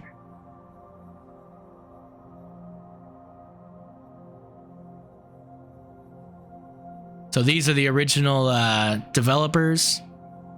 Olivier, John Perez, Yue Kuiner, and Eric Lucas. Budget breakdowns, time schedule. As a backer, you get early access to the game while it is being developed and help us shape Empyrion Galactic survival. We are planning to release the alpha version of the game in March 2015, and the beta version is scheduled for August of 2015. That's low-hanging fruit. We are targeting December 2015 for the release of the finished game. The below roadmap illustrates our tentative and ambitious time schedule. So Kickstarter, August, November 2014, alpha release March, August beta release, and final release December of 2015. Our goal was to create a simple and transparent reward system. Everyone who contributes enough to qualify for the first reward will receive an alpha version of the game, free access to any updates, final release. I want a cool box. I want a USB card. That's cool. Some tiers include an exclusively designed USB card with a copy of Empyrion on it. I want a t-shirt. So obviously they got into it and they realized that, either the game could be so much more than what they thought, or it was a lot harder of a thing to do. I think a year is extremely overambitious for any game, let alone this game. Astroneer, I think it's probably one of the best examples of alpha. They developed that game and released it pretty quick in alpha. It was more than a year though. But yeah, I just found that interesting. Don't take too much from it because this is before the game even came out. So this is just their ambitions of the game. But I learned more in that than I've learned in 7 years of playing the game. Which is crazy. Like I learned more reading that than I learned about the game for the past, if you just play the game and you don't know anything beyond that, the game doesn't tell you any of that storyline and stuff. Maybe somewhere in those missions that I don't do is maybe some of this information, but all that sounded really cool. And now I understand. When I first played the game in alpha 1 or 2 or whatever, when we're on the planet, the Titan is over here and there's drones coming at you that are trying to kill you, and you can go visit the Titan or whatever. So now that makes sense because that's that ship, but we weren't in Antarctica. So I don't know. I don't understand. But yeah, it was it's a cool thing. But this is I can share the link if nobody has this. But I thought that was a pretty cool bit of reading there. Whoops. I gotta stop making that F11. All right, sorry guys. There we go. So whoops. Let's go into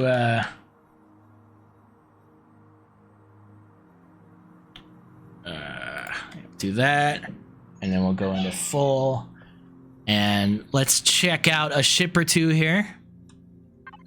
The first thing I want to look at is crap. I would need to know what the name of the ship is. Hold on.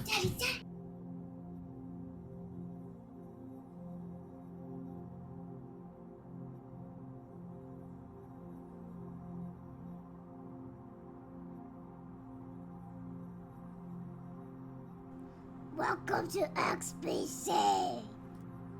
Hey, look at that with a 20-month resub from that dude. Appreciate it, man.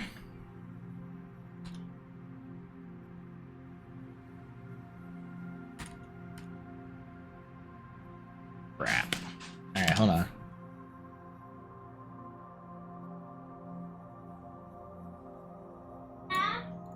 What is the name of thing?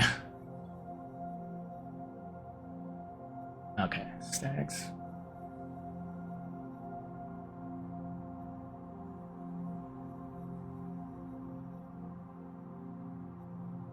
All right.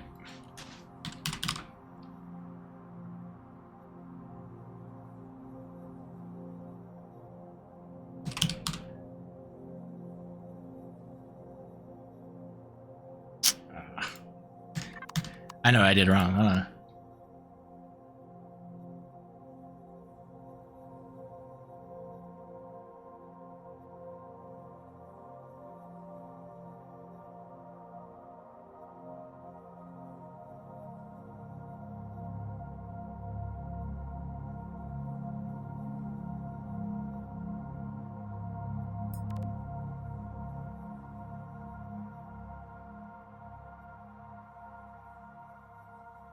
So also, guys, while I'm getting this going here, give me as much feedback as you can about this stream and content suggestions. You know, don't spare anything. Like, let me know, because I really want to do this, but then I don't want it to be overly. I want it to be a variety of things. I don't want it to be just me sitting here ranting, right? Like, there's lots of other things I want to do in this stream. I want to talk to other people. I want to do these. So this was just kind of the first thing. And so next Sunday, I want to probably have a guest, probably talk about some other different things, stuff like that. But just please, any feedback you guys have, content suggestions, if you want to directly DM me, that's fine too. I appreciate any feedback you guys have here.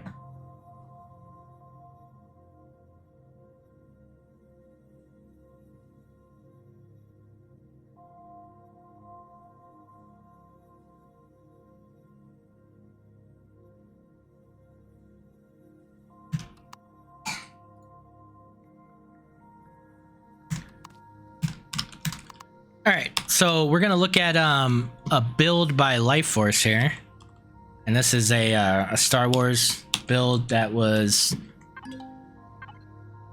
I want to say, originally meant for the Star Wars month.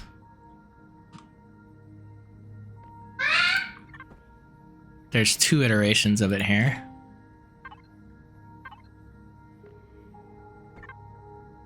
And I think we'll walk through the higher end one here.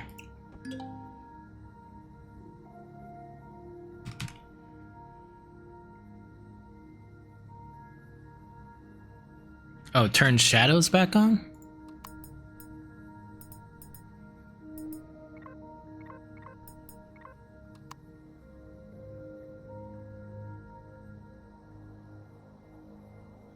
Yeah, look at this guy.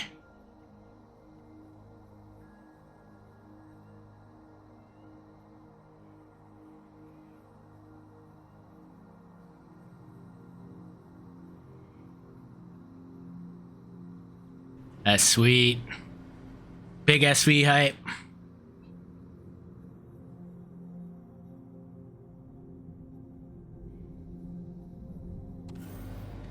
This is a beast, man.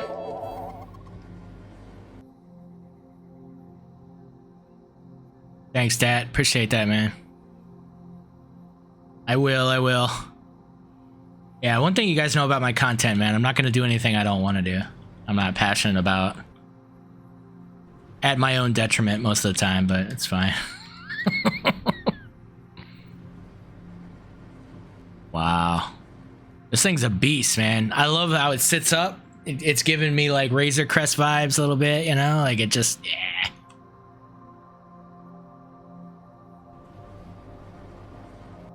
Oh, that is slick. That is too slick. Wow.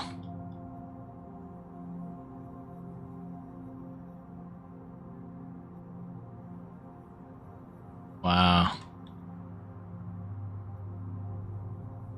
I don't have the pods, but I've seen them. I've definitely seen them. Ugh. We'll have a whole episode about that. Docking. Like, honestly, like, I want to, you know what I'll probably do, which will be a constant, is I want to make a list of the top things that need to be fixed or changed in this game to make it a better game. And we'll probably just continue to chip away at that list until it makes sense. I'm going to start doing that on the next week. We'll have a list somewhere. I don't know if I'll have it on the screen or something, but there's so many things that need to be done in this game to make it better. And the whole docking situation is one of them. But SVs having a clone chamber would be pretty damn helpful as well. Yeah, this is great, dude. Just the detail. Just all of the great detail, man. All of the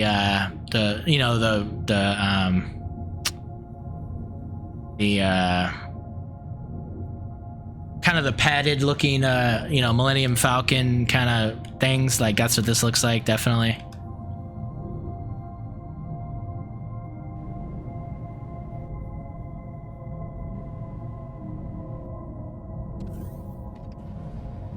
This goes out. So I like that there's two entrances too. There's a side entrance and then there's the the back entrance. It's like we got a internal cockpit here, which is really cool. Yeah, this is great, man.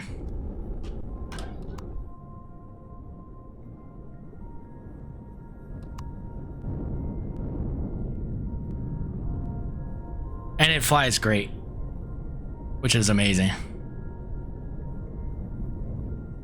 It's very well balanced.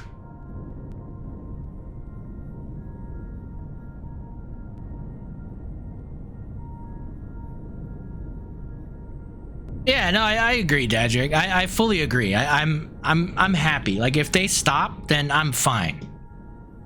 I just don't want them to continue and make it worse. That's really my biggest issue at this point. Once you said this was a full release, like, okay, cool, we lost the fight. They're not gonna continue to do things to make it, that much better. Like, that's fine. We still have a lot to do. We still have Reforge. There's a lot of things that we can do to keep the game up and be happy with it. My issue is they're breaking stuff. They're actively breaking things and they're making it annoying. Building in creative has never been annoying for me until recently. Now it's annoying. Now I place something and it disappears and I have to relog for it to reappear. I have to literally relog the game every time I'm in creative now. It happens every day. And it's insanely annoying. Man, this is a beautiful ship, man. It's got 29,000 ammo cargo. It's got 14,000 Harvest cargo.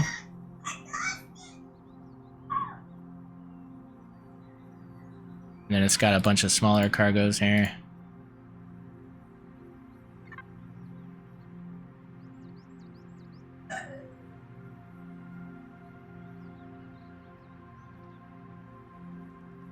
Yeah, Life Force, this is amazing, dude. This is one of the coolest SVs I've ever seen, man. This is what I was talking about with like big immersive SVs that you would want to fly in exclusively. And I know that I think it's this one you used, right, for your season 5, or maybe it was another one. But yeah, dude, props, high props to you, man. You're making me want to build a big SV again and fail miserably.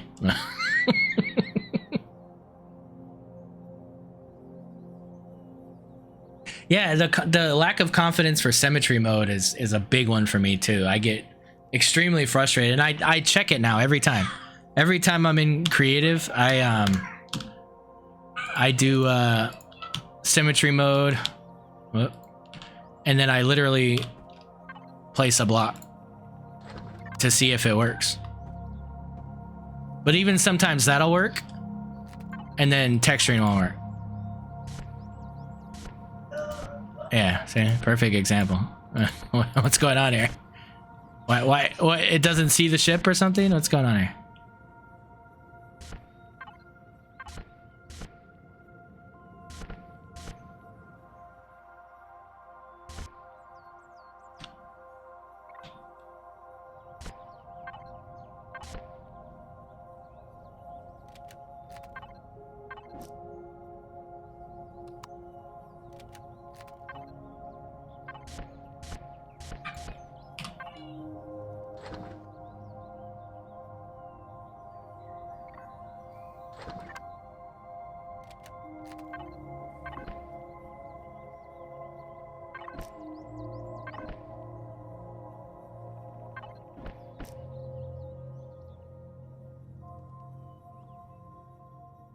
Yeah. So I don't know.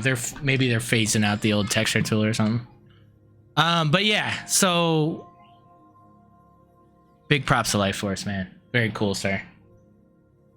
Thanks for sending that my way. That's awesome. The other thing I want to look at is Crazy Z's yacht here. I gotta check out this yacht. What's it called again? Does anybody know what it's called? Oh, Emperor of the Stars. That was easy.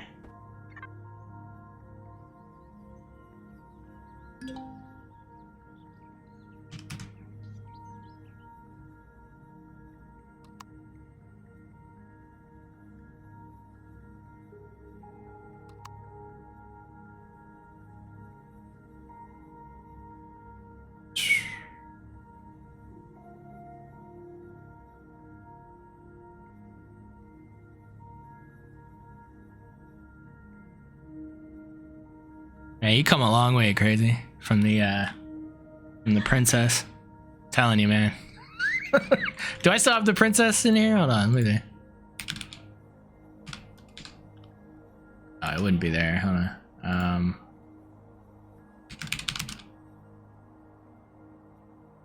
No, I don't think I think I only have the workshop version of that. I know, but that's what I mean, dude. Like you've always built really amazing, luxurious looking things, but you know, the princess didn't move hardly, right? Because you didn't understand the physics of the game yet. You just were able to build amazing things. Oh, hold on, my keyboard's dying. I'm not used to having a keyboard that has a battery. I don't know. There we go.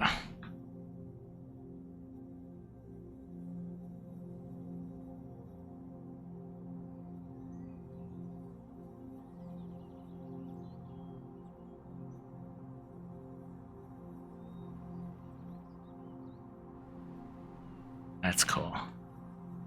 Look at that. That's cool.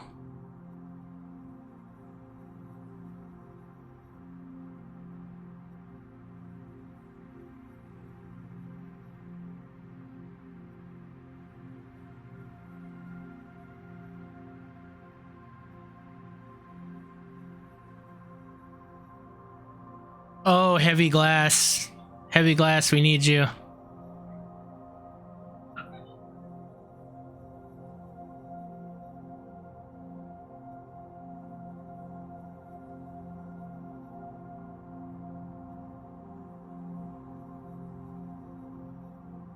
Yeah, so you guys notice that Crazy textures less than I do.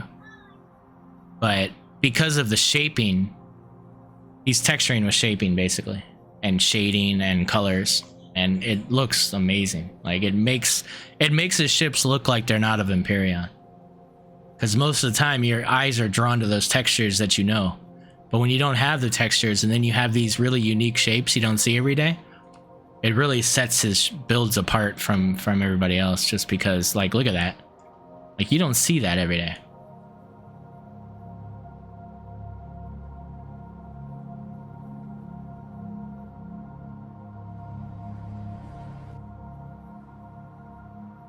Damn.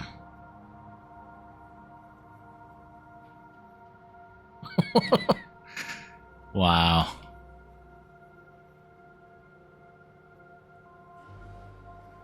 That's awesome, man.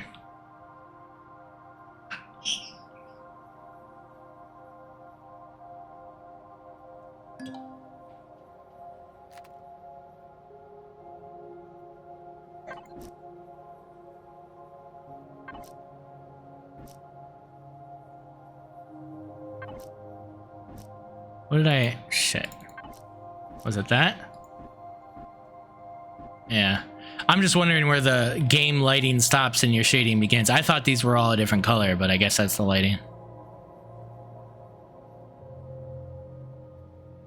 Which is annoying. Yeah, see, why is that the same color, but it's not? Like, that drives me nuts with building.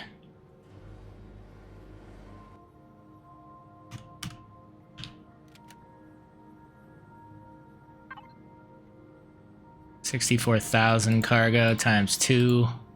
32,000, 320,000 ammo cargo.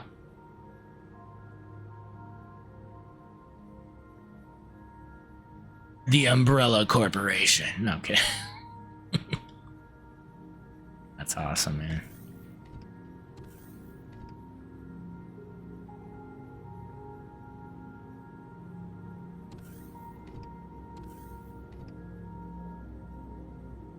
Wow. Just very, very clean, simplistic stylings, you know? And it's just, it looks awesome because of the shaping and stuff.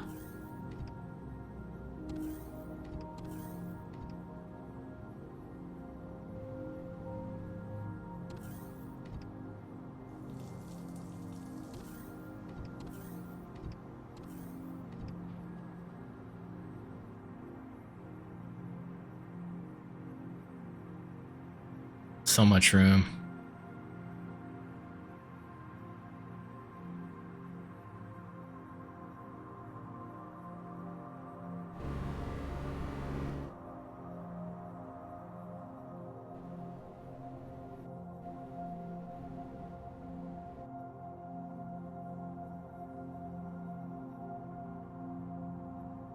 Now, what is this for? Is this to actually put a ship down?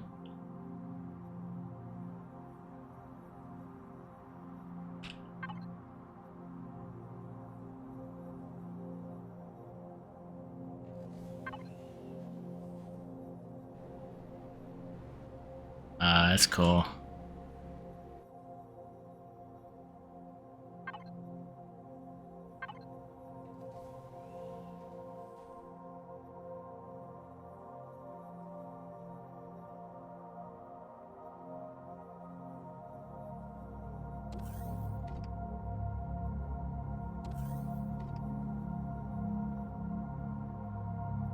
What's F for? Furnace? What shenanigans is this? Oh, fusion reactor. Oh, okay, okay.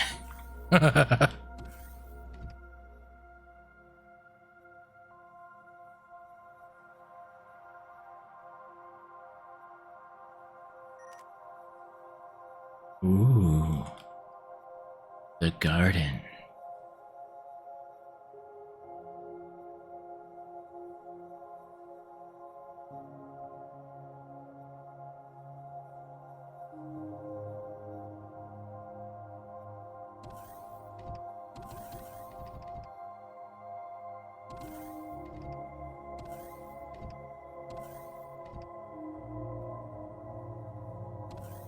Internal cockpit, very nice.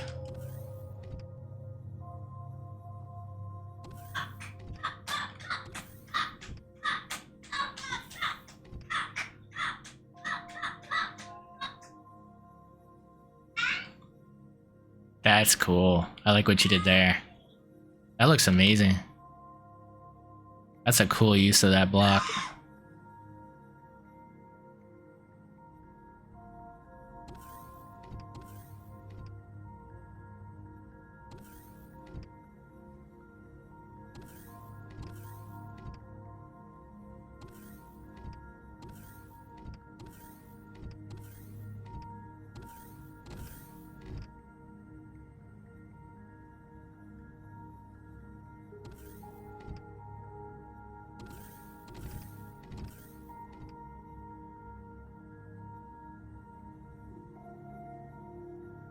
I really like this block work here in the hallways. It's really nice.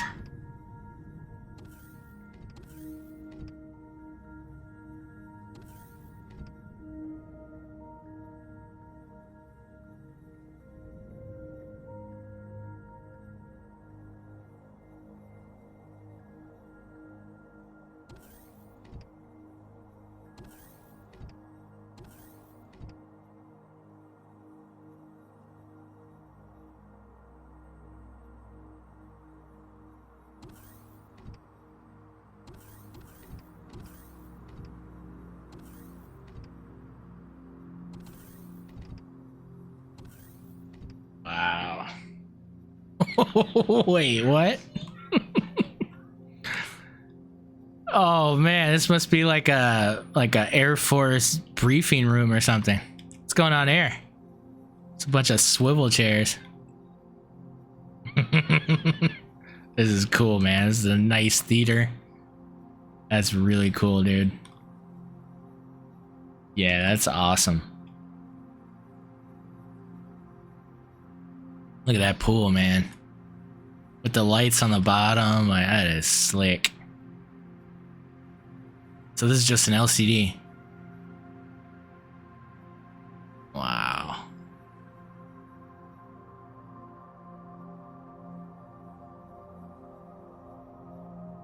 Oh, we got the tennis court here.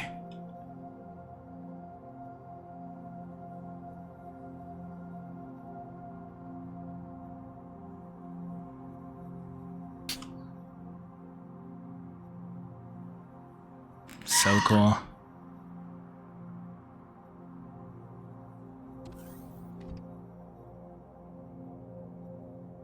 Wet bar.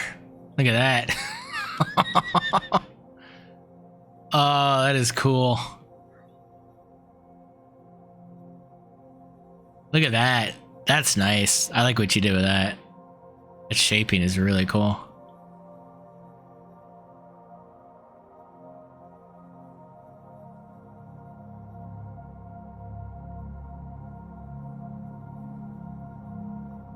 Yeah, this is amazing, man.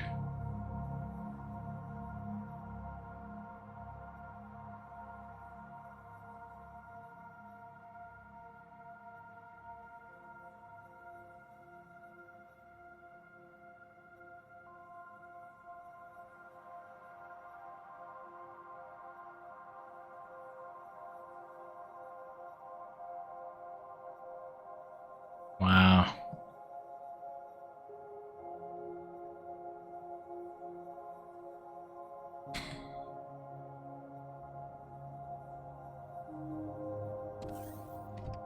See, the thing is too is I don't think development ever thought that things like this could be built in the game. You know? Like I don't think they expected this.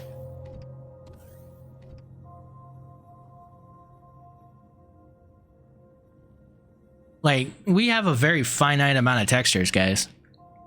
You know what I mean? We have some shapes. We have a lot of shapes, I think, but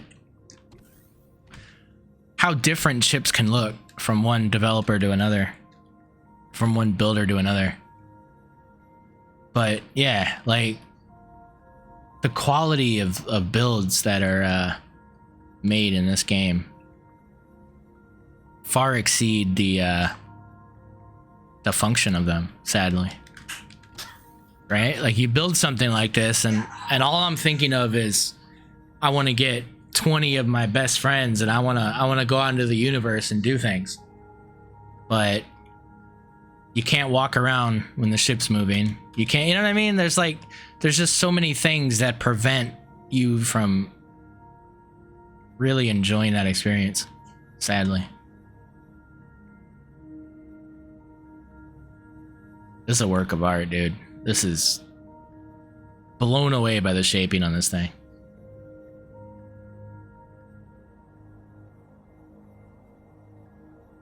It's a really beautiful, beautiful ship.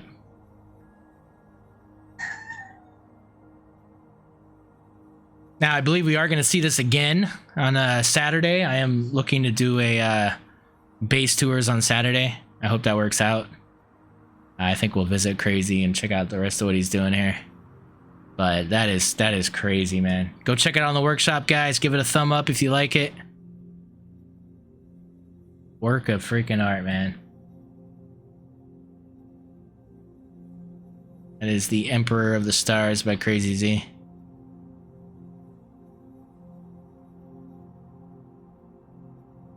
And check out Life Forces here. The Stag. I think the this is the one that I think's on the workshop. The Stag spawn. Unlock level 20. Core 6. Or I guess it's for vanilla too, so it's advanced cores.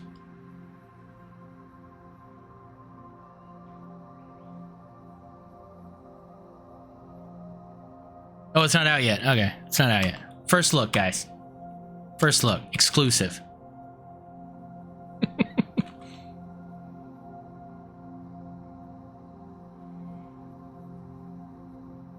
I guess we'll end real quick. I'll kind of update you on what I'm doing with this guy. I still don't have a name yet.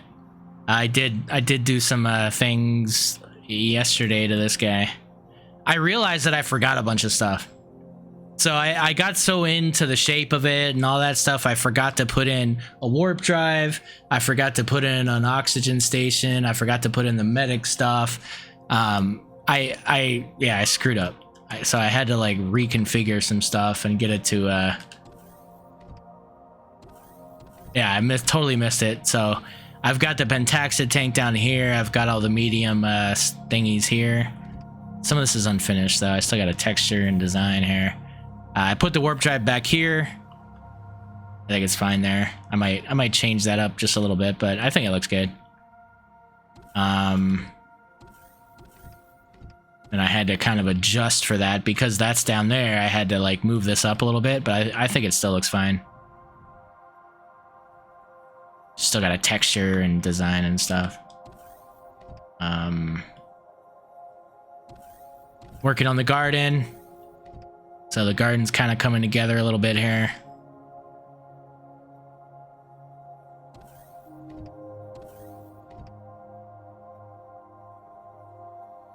Core room, yeah.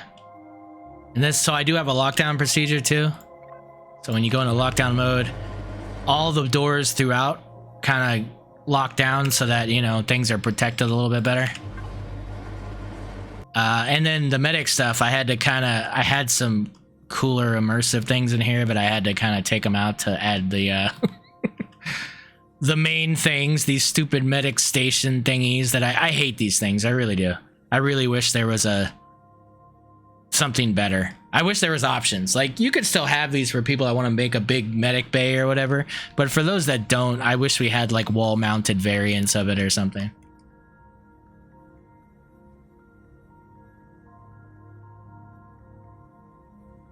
Yeah, thanks, Stubert. But yeah, you go down here, and then this takes you literally right up to the cockpit. You're able to take off.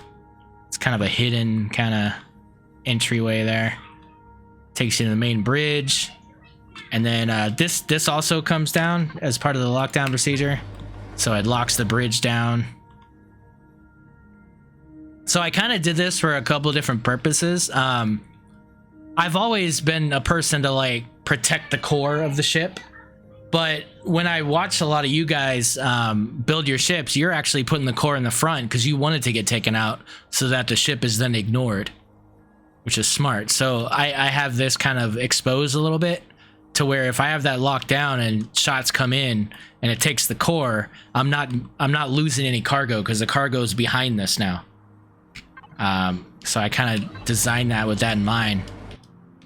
So as you come back here, you've got the repair bay, or the repair station. You've got the armor locker, 2 advanced constructors, small constructors, and then you have the 4 deconstructors, because this is for dense mining. That's the primary function of the ship. So these 4 guys are gonna just process through all that dense stuff really quickly.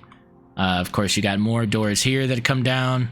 Right here, you've got 2 640K cargo systems, and basically the cargo is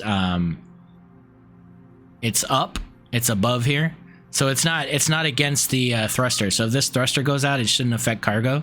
Cargo's kind of like here, and then there's like an actual bit of like combat steel, I think, that's in between the thrusters for explosion radius or whatever. So those 2 640s are your main cargo that you would drag stuff over, and then you come into a big hangar that can house some pretty large SVs. I showed you guys this little smuggling hatch here, so you could put your little bits, and this is all surrounded by combat steel in every direction, so it should be pretty well protected.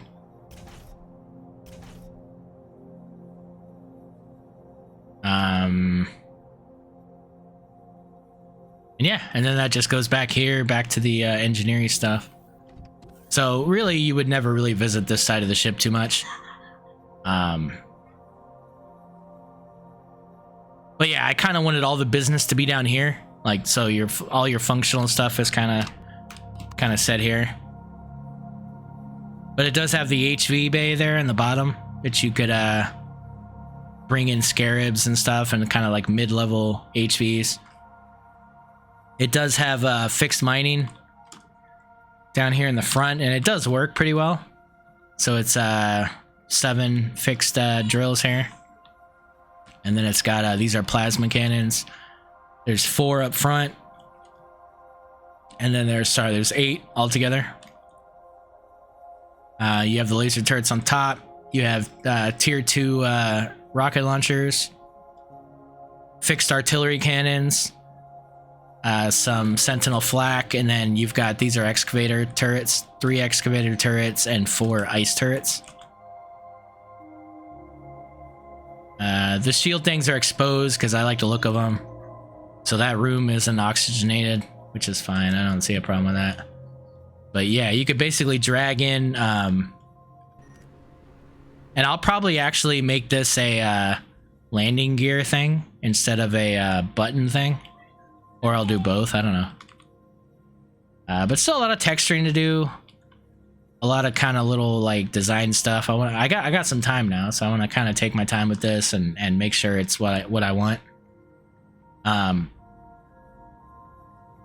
So some of it I get a little, when I look at it sometimes I feel like I wish I made this kind of situation here up front as well.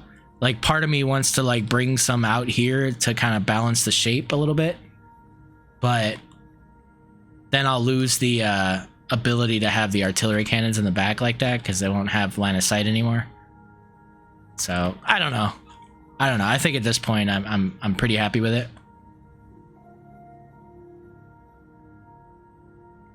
The other thing I just realized is I don't have a way to get to the flight deck. Damn, that's the thing.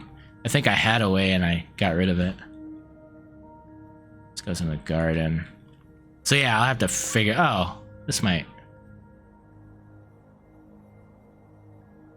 Well, I might have to adjust that and then maybe have it come up here and have like a entrance down here. Yeah, I might do that. Damn, I wish it was, maybe I'll move this back one. Yeah, I might move that back one. Oh, that's in the center though. That's frustrating. I don't know. I'll figure it out. But yeah, that's what I'm working on. It'll be it's highly over CPU with these excavator turrets on. It's like 4.5, but yeah, it's coming along good. As far as my general content, I do want to talk about that for a minute. Me and Jay Randall are actively having an immense amount of fun playing Icarus. I don't see that going away anytime soon. I personally love Icarus. Right now, it's like the game I want to be playing all the time. Like, I would literally play that every day if I could. But because I do content, I can't necessarily. So I gotta kind of wait till we're doing it, which is fine. But yeah, I'm having fun doing that, so that's going to continue happening. I do want to do a vanilla playthrough at some point as an experiment. That'll probably be like a Saturday thing, so maybe not this Saturday, but maybe next Saturday. It might only be one stream. It might be more than one. I don't know. We'll see what happens. Season 6, of course, will take precedence once that happens. I'm not sure when that's going to happen. But in between this time, I feel like I also want to do a Space Engineers playthrough with Jay Randall.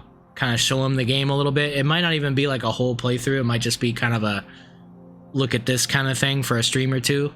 But I definitely want him to see the game and understand it and then kind of see the contrast instead of constantly referencing it and he doesn't know what I'm talking about. I think that'd be a good time for Jay.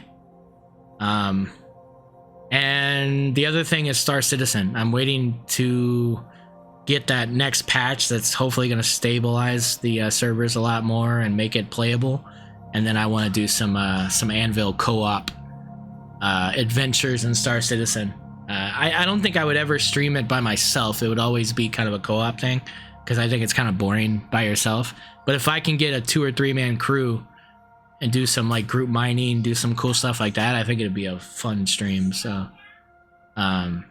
looking forward to doing that as well. I have Spaceborne as well. So I gotta look at that too. So you can set JR and fire. Yes, technically I could. Yeah. So that's kind of what I'm doing. I'm not really committing to anything else because that's a lot already. But of course, you know, I'm thinking about Starfield. I'm thinking about Starship Evo. At some point, like I want to start building in that too, but I just want to. I don't want to learn anything until I know that the game's going somewhere. But there's some really cool stuff in that game, like that people have already built. That's like super amazing that I really want to check out again. So we might do that too. But again, guys, if you have any feedback, please give me the feedback for this stream. I want to do this weekly. I want to do it every Sunday, like clockwork. And I want it to be a very much a variety show. So today we ranted a lot about the start of the game. We looked back at the Kickstarter stuff. I looked at a couple builds, talked about what I'm doing in my own content, but I want this to be bigger than that. I want it to be Anvil. So not necessarily just about me and what I'm doing. I want it to be about what other people are doing. So throughout the week, I'll probably message some of you guys and get you guys lined up for next week and kind of see where that goes. But yeah, I think this is fun. I think it's chill. I think it's a way for us to just kind of talk and stuff. And let me know too about the chat. Like if I'm not reading enough of the chat, I might need a second person to kind of, you know, let me know about good comments that I can comment on or whatever, and go from there, because I will miss stuff. So yeah, I might need like a moderator for the stream or something. That might be a co-host, proper co-host or whatever. So if anybody's interested in doing that, you can message me as well. That could be a thing. Human highlighter. Yeah, exactly. Yeah, Donk. I haven't heard from Donk in a bit. I haven't heard from him in at least a couple weeks. So shout out to Donk. I hope you're doing good, man. I know he's working hard. I can't really, you know, I could keep messaging him and ask him if he's okay, but he's told me he's okay every time I talk to him, and that he's just working and stuff. So I get it. So, you know, hopefully the stars align and Donk's able to come back and do, you know, some content and stuff like that. But until then, check out his YouTube, support the content that he's doing with the time that he has to do it. And yeah, I really hope that he's able to come back and do more content and stuff. If not, then, you know, I just hope that he's happy and he's accomplishing the goals that he set for himself and his family. So always props to Donk and everything he's done thus far. But yeah, guys, that's all I got. Stay tuned for the raid. I hope you enjoyed, and probably gonna go play some Minecraft with the kids, man. Till then, take care.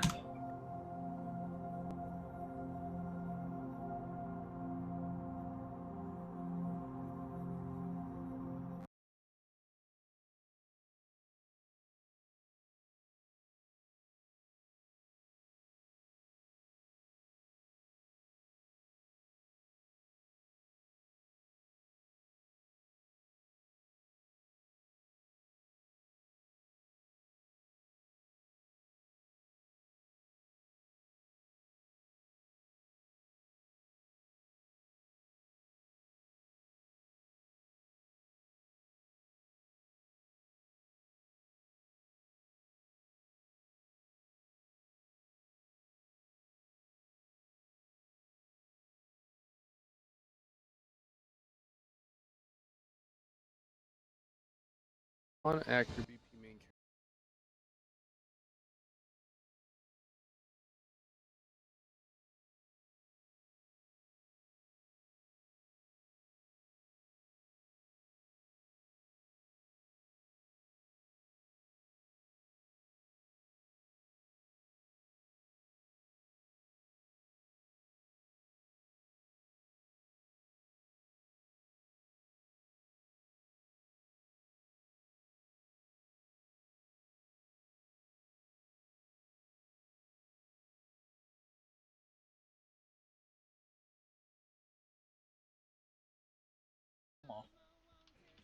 Well, no, And the there's and the quite a bit decoy of generator.